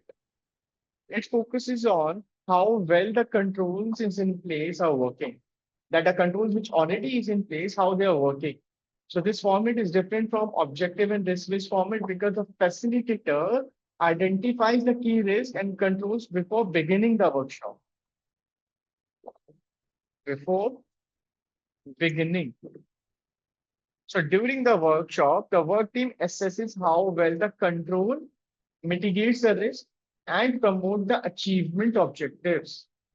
What is the aim of it? The aim of workshop is to produce an analysis of gap between how controls are working and how management expects those controls to work. And final is process-based format. Process-based format focuses on selected activities of a chain of processes. The processes are usually a series of related activities performed at the beginning to an end. From beginning to an end, such as steps in purchasing, product development, or revenue generation. Do you know about the steps or to recognize revenue? We have a 5-step model is in place as per the accounting standards, US GAAPs and IFRS. So from beginning to an end of the OTC cycle, we have to analyze from where we are starting and from where we are ending and how our process-based format covers the entire thing. So this workshop aims to evaluate, update, validate, improve, and even streamline the whole process and its component activities. So this workshop format may have a greater breadth of the analysis and control-based approach. It covers the multiple objectives within the process and supports concurrent management efforts such as re-engineering, quality improvement, and continuous improvement initiatives. We have survey approach as well. The survey approach of CSA uses a questionnaire that tends to ask mostly simply yes or no, or have not questions that carefully written to be understood by the targeted recipient. Surveys often are used if desired respondents are too numerous and widely spread to participate in the workshop. They might be belong from different geographies as well. So we run a survey across the organization. So they prefer if a culture in the organization may limit open candid discussions in the workshop settings, or if management desires to minimize the time spent and cost incurred in gathering the information. The self-certification approach. So this form of self-assessment is based on management-produced analysis, which is MSIs, which we discussed, of the selective business process, risk management activities, and control procedures. The analysis is often intended to reach an informed and timely judgment about the specific characteristics of the control procedures and commonly prepared by a team in a staff and support role. The internal auditor may combine this analysis with the information to enhance his or her understanding of controls, share knowledge with the managers in the business or functional units as a part of organization CSA programs. So if we are summarizing this whole our CSA process, so CSA includes self-assessment surveys and facilitated workshop. It is useful and efficient approach for managers and internal auditors to collaborate and evaluating control procedures. In its purest form, CSA integrates business objectives and risk with control processes. CSA also is called control and risk self-assessment. Although CSA practitioners use different methods and formats, most programs share some key features and goals. So identifying risk exposure is one of them, assessing the control processes that mitigate or manage those risks, developing action plans to reduce risk to an acceptable level, determining the likelihood of achieving business objectives. So this is all about RCSA. So now we will move ahead for our. Excuse me, Nikhil. Yes. Yeah, can we say that this internal controls includes CSA? Because Can you internal write a control question also because is your done by. voice is echo. Hello? Can you write a question? Yeah, please? Because your voice is echoing actually. Is it fine now? A bit better. Yeah, I am asking that can we say that internal control includes CSA? Internal controls are different. We are assessing the internal controls functioning control by looking into the control procedures. Controls So are can we different, assessment is different. Okay, so we cannot say that internal control includes CSA also. Both are running vis-a-vis. What we are doing is we have controls in place, right? Now we have to assess whether those are operating effectively or not, whether there are any issues in that. Right, It is come up after the implementation. Because now when controls were implemented by senior management and the DCWG, then only the functioning of CSA come up. That the managers and the people who are closely working with that process come up with some assessments whether those right, controls are working effectively or not. Is there any observation? Is there any plan? So that comes up after that.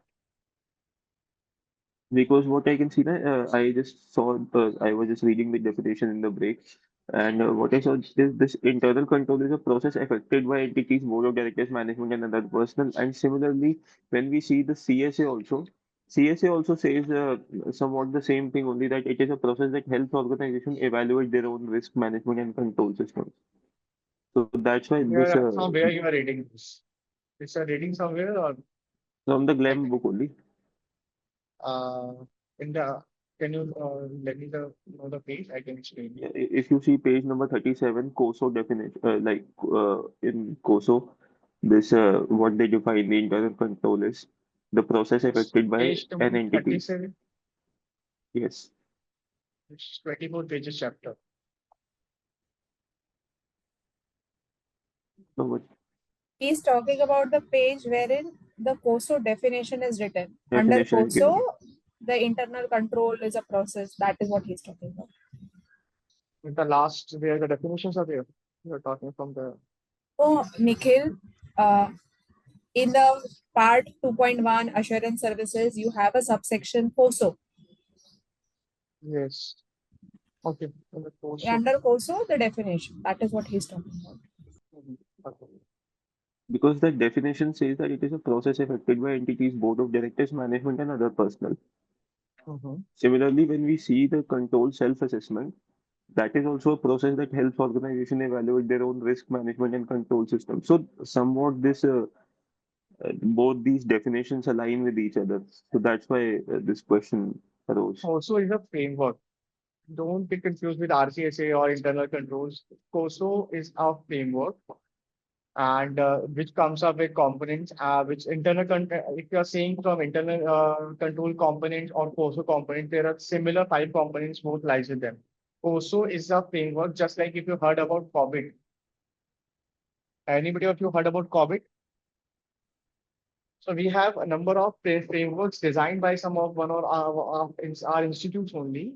So they cover the similar thing. CSA, what we are doing, internal control process is effective, effective by the entity's board of directors as per the definition. See, definition of internal controls, internal audit, it may vary from institute to institute, framework to framework as well. The Institute of Chartered Accountants of India come up with some definitions. IAA come up with some definitions. Ultimately, we have multiple authors, multiple definitions is in place. So everybody is saying the same thing. If I'm reading from COSO, it is saying that internal control cost is a process effected by the entity's board of directors, management, and other personnel designed to provide reasonable assurance.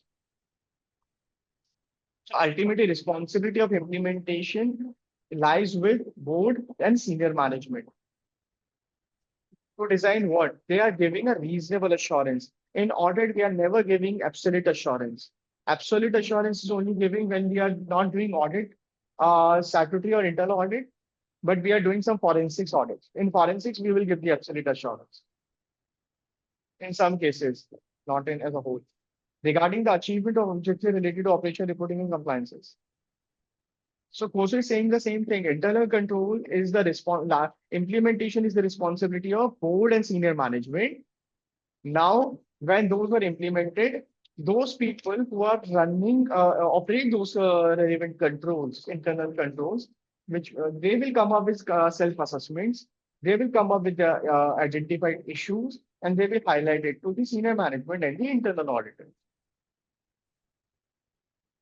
Right. So can we say that CSA somewhat is a part of internal control only, or we cannot say these two things are absolutely different. Can we come to this conclusion? It's not conclusion. Why we're driving the conclusion? Internal control in what we are doing in control self-assessment. There are internal controllers in place which we are assessing it. You can, I mean, you can make up your mind like this that once internal control implemented, then control self-assessment comes up, management comes up with the issues, senior management certifies those controls under 302. You can recall like this as well. Okay. Sure. But ultimately, CSA control self-assessment is an only post-implementation, Okay. and which is done by line managers and employees, certified by senior Senior management management. ultimately. But who do this CSA activities? Operational staff themselves. Why we are doing it? Because to empower the line managers and employees so that they can evaluate risk and controls, more ownership Okay. and accountabilities. They can prioritize the high risk areas. But what we are doing in internal controls, there are kind of three things: operational controls, reportings, and compliances. So as for COSO as well, we have 5 components of similarly internal control itself are 5 components, which is control environment, risk assessment, control activities, information and communication, and monitoring. If you're looking into internal controls, you will say that, hey, 5 components are still there. COSO also says the same thing. Yes, COSO is also saying the same thing, but it is a framework developed by institutes itself. You know, some guiding principles, guidance notes are in the IA, PC, CPAs or ICI come up on a regular basis. Even if law is in place, even if a standard is in place, but why they are giving the guidance notes? Why they are coming up with some of the framework? The reason is only one, that guidance can add value to our work. COSO is an helping hand, is a framework which is an helping hand for the internal auditors. COSO is not saying something different. Sometimes it is a mandatory requirement when we are preparing the risk control metrics of the companies. Say if we have 100 controls in place, which covers the business controls and also the IT controls and other ELC controls. So there is a requirement from the COSO that we have to align those controls on the basis of control COSO principles, so that it is easy to highlight it to the board and the senior management later on if we identify some issues that according to COSO principle, this is something expected out of this control and we missed to complete that, or this control is failing because of this error or these issues or deficiencies. Hence, senior management knows that this issue was highlighted by my managers, line managers and the staff. And during the time of certification, they can keep that issues in mind along with the internal control mechanism is in place and COSO mechanism is in place as well. So our RACM should be very comprehensive, even if some of your details match because of one framework or another framework. Okay. And COSO is globally adopted framework. Across globe, be it any organization, if you're looking into US companies, you're looking into UK companies, you're looking into Canada part or European part, you will see that they will follow the COSO framework as a guiding factor. Why I'm using the guiding factor, because you will align. Not every organization is adopting this methodology, but it is a recommendatory in nature. One or other organization can prepare their risk control matrix accordingly, and they can put COSO mapping along with their controls. That is a recommendatory thing. COSO is never saying that every organization had to adopt this framework. This is a guiding note. Whether or not you do it, institute come up with this framework. It's on us whether we are complying with it or not. Sure. Thank you. Got it?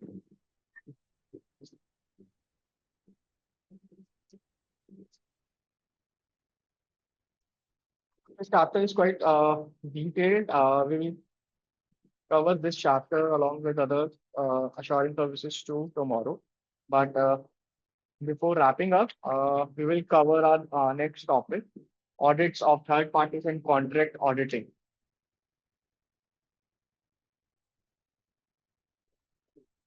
So before sharing the screen, let me give you a background on this audit of third parties and contract auditing. So organization basically today rely heavily on third parties. You remember vendors, suppliers, contractors, we have consultants for a wide range of goods and services. So each third party relationship introduces a new risk that internal auditor must consider. According to our institute, which is IAA, key third party risk categories includes operational risk. Can anybody of you help me with one of the operational risks associated with key third party risk?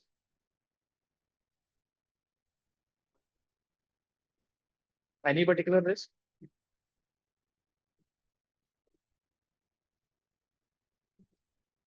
It should be operational.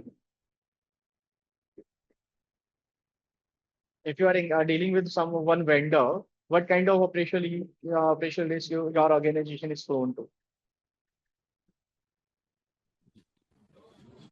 Maybe sharing of confidential data. Yes, Undervaluing of but invoices. it is not on the operational part. Undervaluing Confidentiality is of not invoices. invoices. How will affect Supply continuity.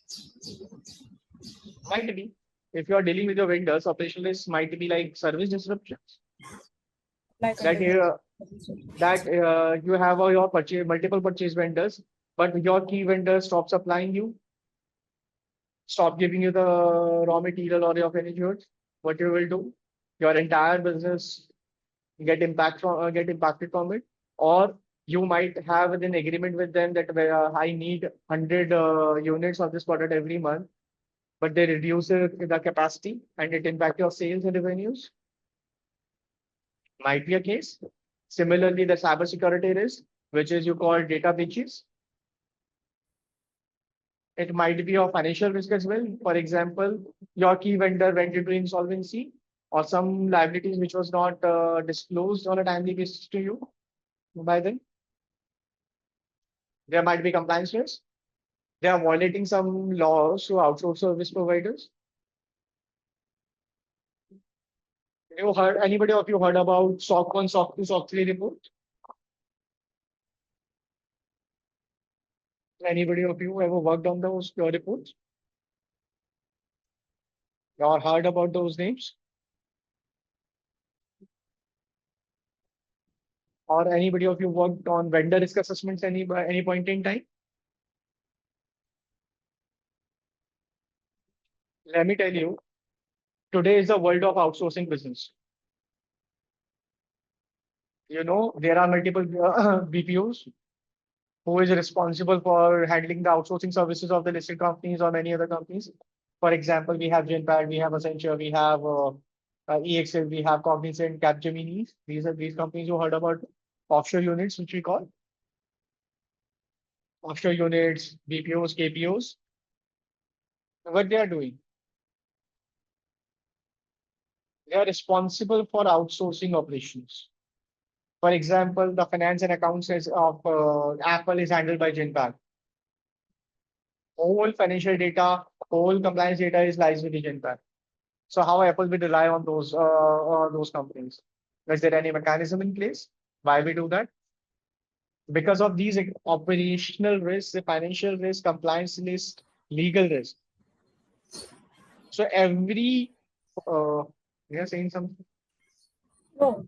So I was just saying for this, the companies issue the SOC 1 report, which states that the internal controls of the outsourcing, I mean, like the company with to whom the work is SOC 1 and SOC 3. Because when it comes to outsourcing operation, SOC 2 and SOC 3 report will be issued.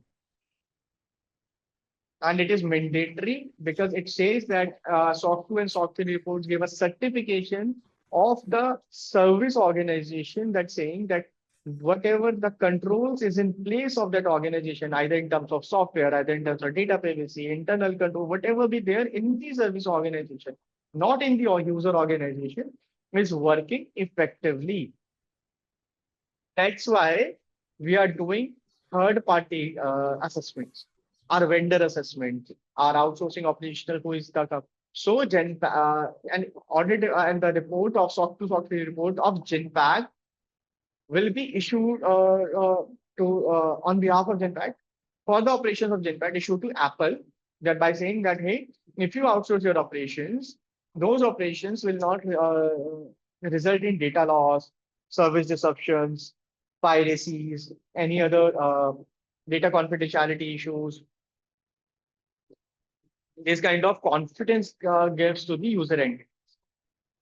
We're not discussing about robot. I'm just giving an example that how audit we are doing the audit of third parties. Who can be the third parties? Your vendors, your suppliers, your contractors, and your consultants. So I can give you an example of remember the solar winds cyber attack in 2020 is an extreme example where compromising a vendor software update. What attackers did, attackers gained the access of thousands of customer networks and illustrating how vendor security lapses can cascade through a supply chain. So to address these kind of exposures, what our internal auditors do? So internal auditor perform audit of third parties and contract audits. So a contract audit is defined by whom? By US in a control mechanism intended to provide those responsible for procurement with financial information and advice relating to contractual matters and the effectiveness, efficiency, and economy of contractors' operations. Is you everybody you understand the importance of a contract? Why we do a contract? Because it can be enforceable by law. You can enforce it in the law of court.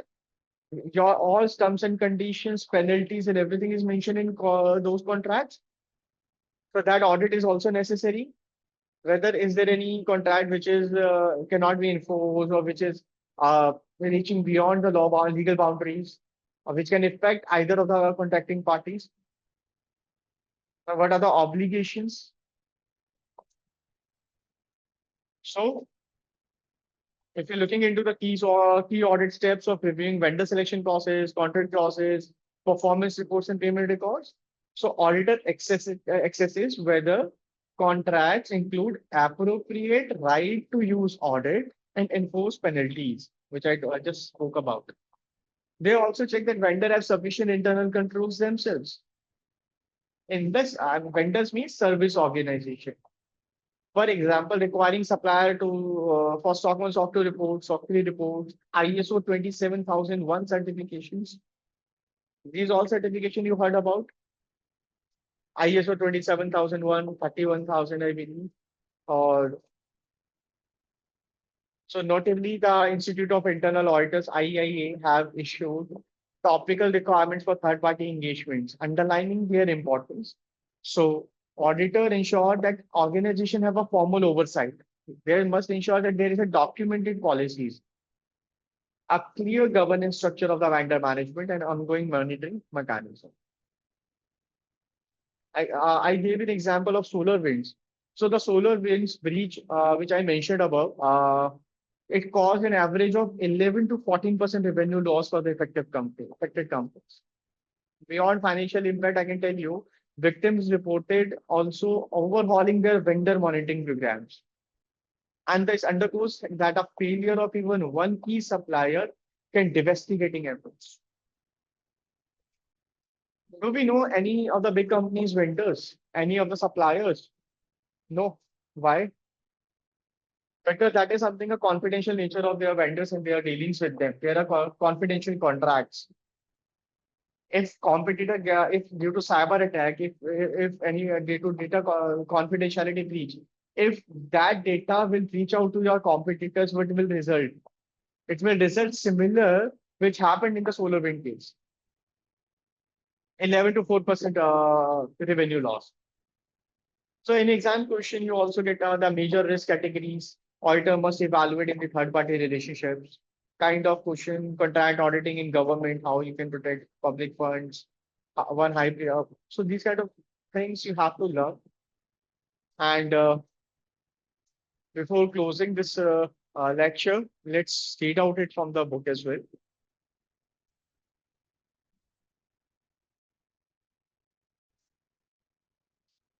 Are you understanding? Any questions as of now?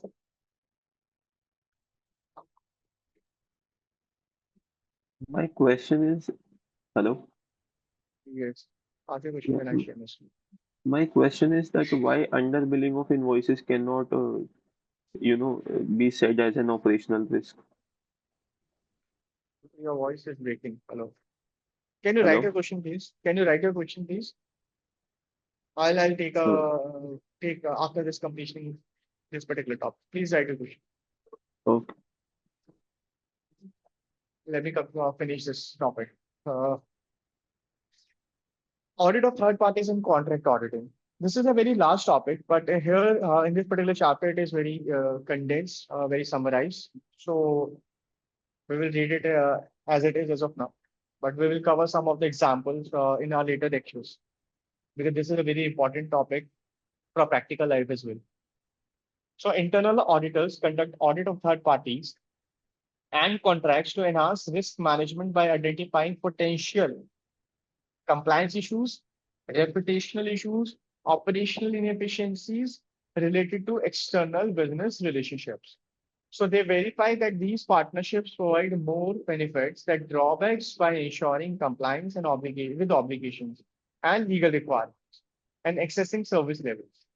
Additionally, internal auditors uncover missed revenue opportunities and cost saving potentials, thereby increasing the overall value of these relationships. The audit processes promotes accountability by evaluating third-party performance. How, for example, if it is Zenpact, if it is any other outsourcing company, first of all, we have to analyze, right, being a service or user organization, that whether how they are performing in their with their processes, their how their staff is, how their workforce is working, whether they are competent to handle our work, so that we can mitigate the risks such as fraud, service deficiencies. We are fostering collaboration and communication through constructive feedback and ongoing improvements. Some kind of external business relationships means service providers, supply side partners, demand side partners, strategic alliance and joint ventures, intellectual property partners such as license of software, license and distributor, outsourcing of production and R&D. So the internal audit function helps management and the board identify, assess and manage risk, including reputation and economic risk.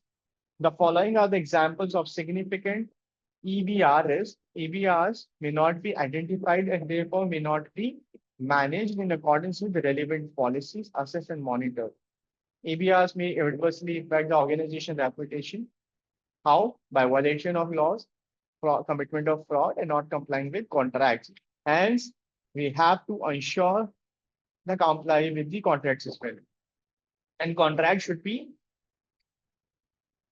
enforceable. Every contract is enforceable, but it should contain those terms and conditions which are relevant as per law. There should not be any terms and condition which is void in nature. EBRs may have inadequate insurance coverage, service level installation may be unsatisfactory. These are some of the examples. So how to audit the external business relationship? So before auditing external business relationship, internal auditor need to understand the critical elements of the relationship. Every relationship might be different. You have some different relationship with your vendors. You have some different relationship with your outsourcing partners. You have research partners. You have different relationship. With your consultants, you have a different relationships. So what we have to understand the critical elements of those relationship. After gaining that, the understanding is to perform a contract review. This includes examining the initiation of the relationship and how it is defined and procured. Additionally, internal auditor must identify the nature of how the external business relationships is managed and monitored. Control environment, and in particular, the independence and objectivity of the management is a key factor for the auditor's consideration. The internal auditor will also identify how an EBR may be terminated and whether the EBR grants a right to audit in the contract creating relationships. These are some examples. These are some Once internal auditor understand the key elements of the EBR, they develop an appropriate audit program with relevant objectives, internal audit procedure.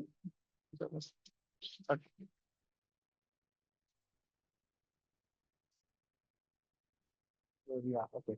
Add value to the relationship through limiting fraud, increasing trust, fostering feedback, improving relationship, helping management improve internal external controls. The chief audit executive decides whether the audit for each EBR separately or only certain types of EBR. That is should be decided by CA. So we have to understand the following is the cycle for EBR audit. We have to understand the organization, its environment, process, and nature. We have to assess risk and controls, performing an audit, how we do that on-site EBRs, evaluating the risk, identify the findings, just like we are doing in each audits. Then we will report it to the board and senior management, and then we're regularly monitoring, especially if we come up some deficiencies and issues during our audit. So we have to monitor them regularly.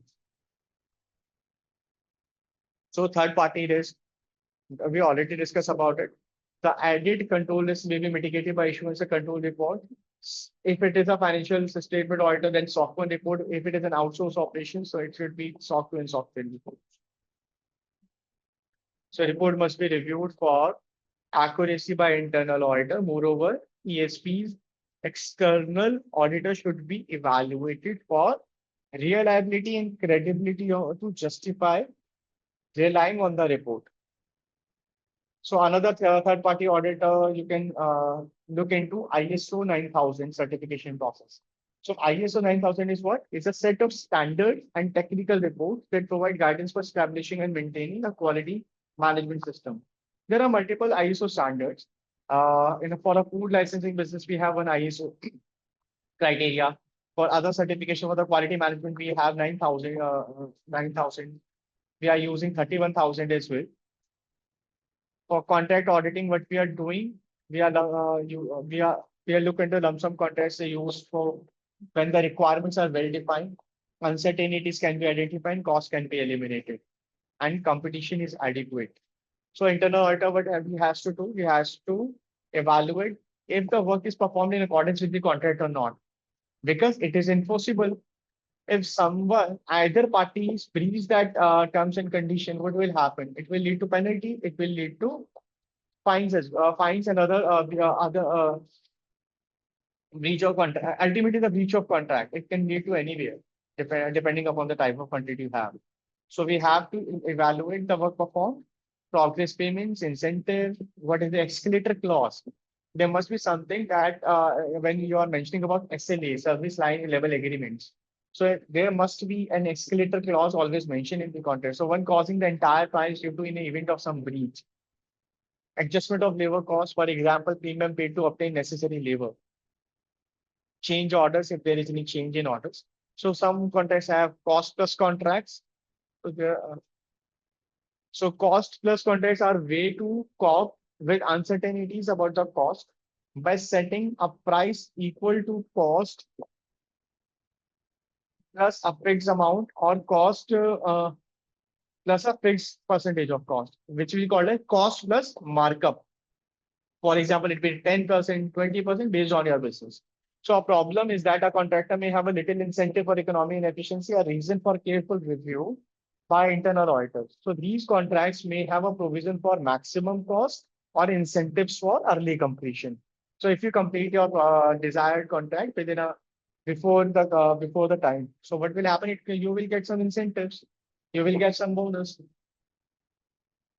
So there should be an engagement timeline.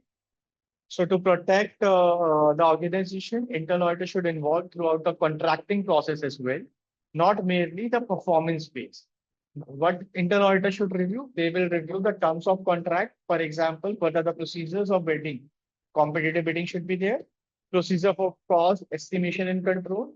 Budgeted and financial forecast we will provide. Contractors information and control systems. Contractors financial position. Funding and tax matters and progress of the project and cost incurs.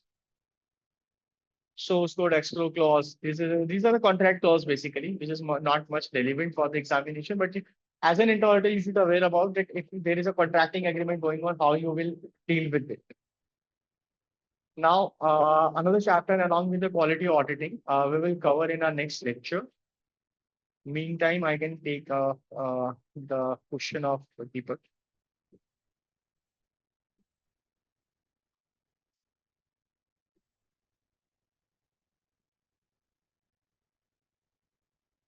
In what context you ask this question? I'm not interested.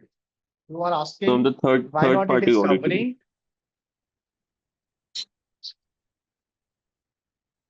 Third party audit point of view. So underbilling is basically is in the revenue recognition risk. It's not covered under the operational part.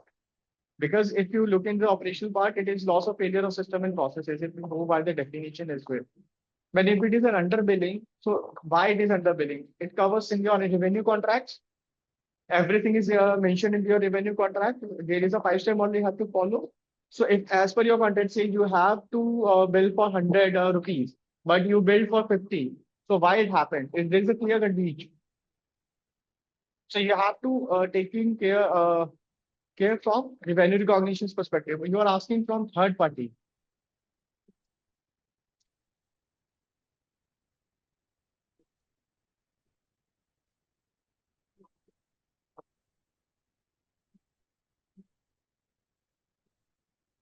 Underbilling actually don't fall under third party because third party basically a potential of loss or disruption caused by external entities to your organization. If it is your underbilling of purchase or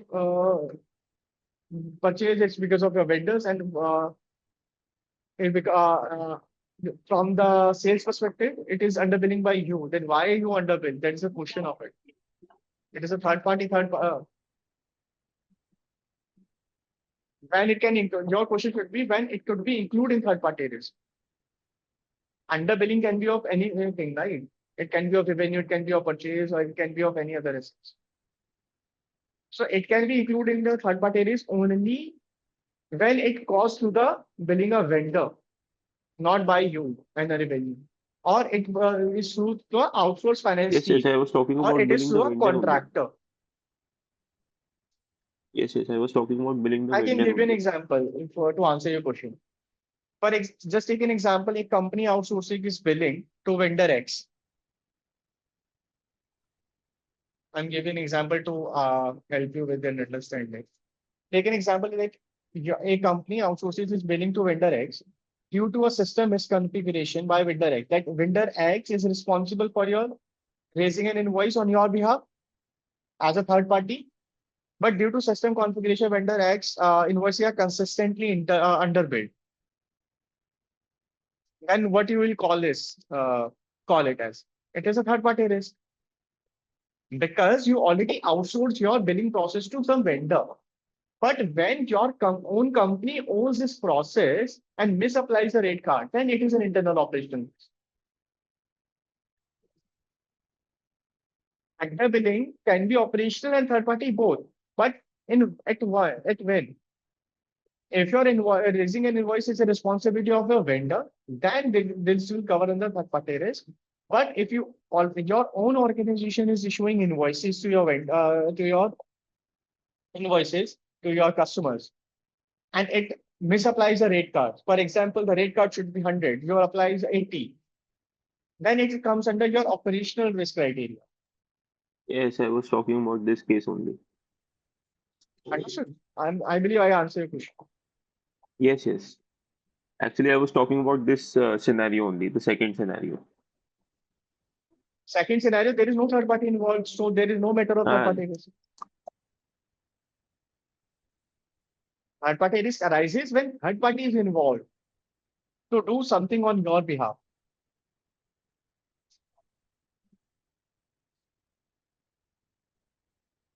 Okay, team. I'm done with today's lecture. We'll continue next topics in our next lecture. Till then, take care. Bye bye. Thank you. Thank you, sir.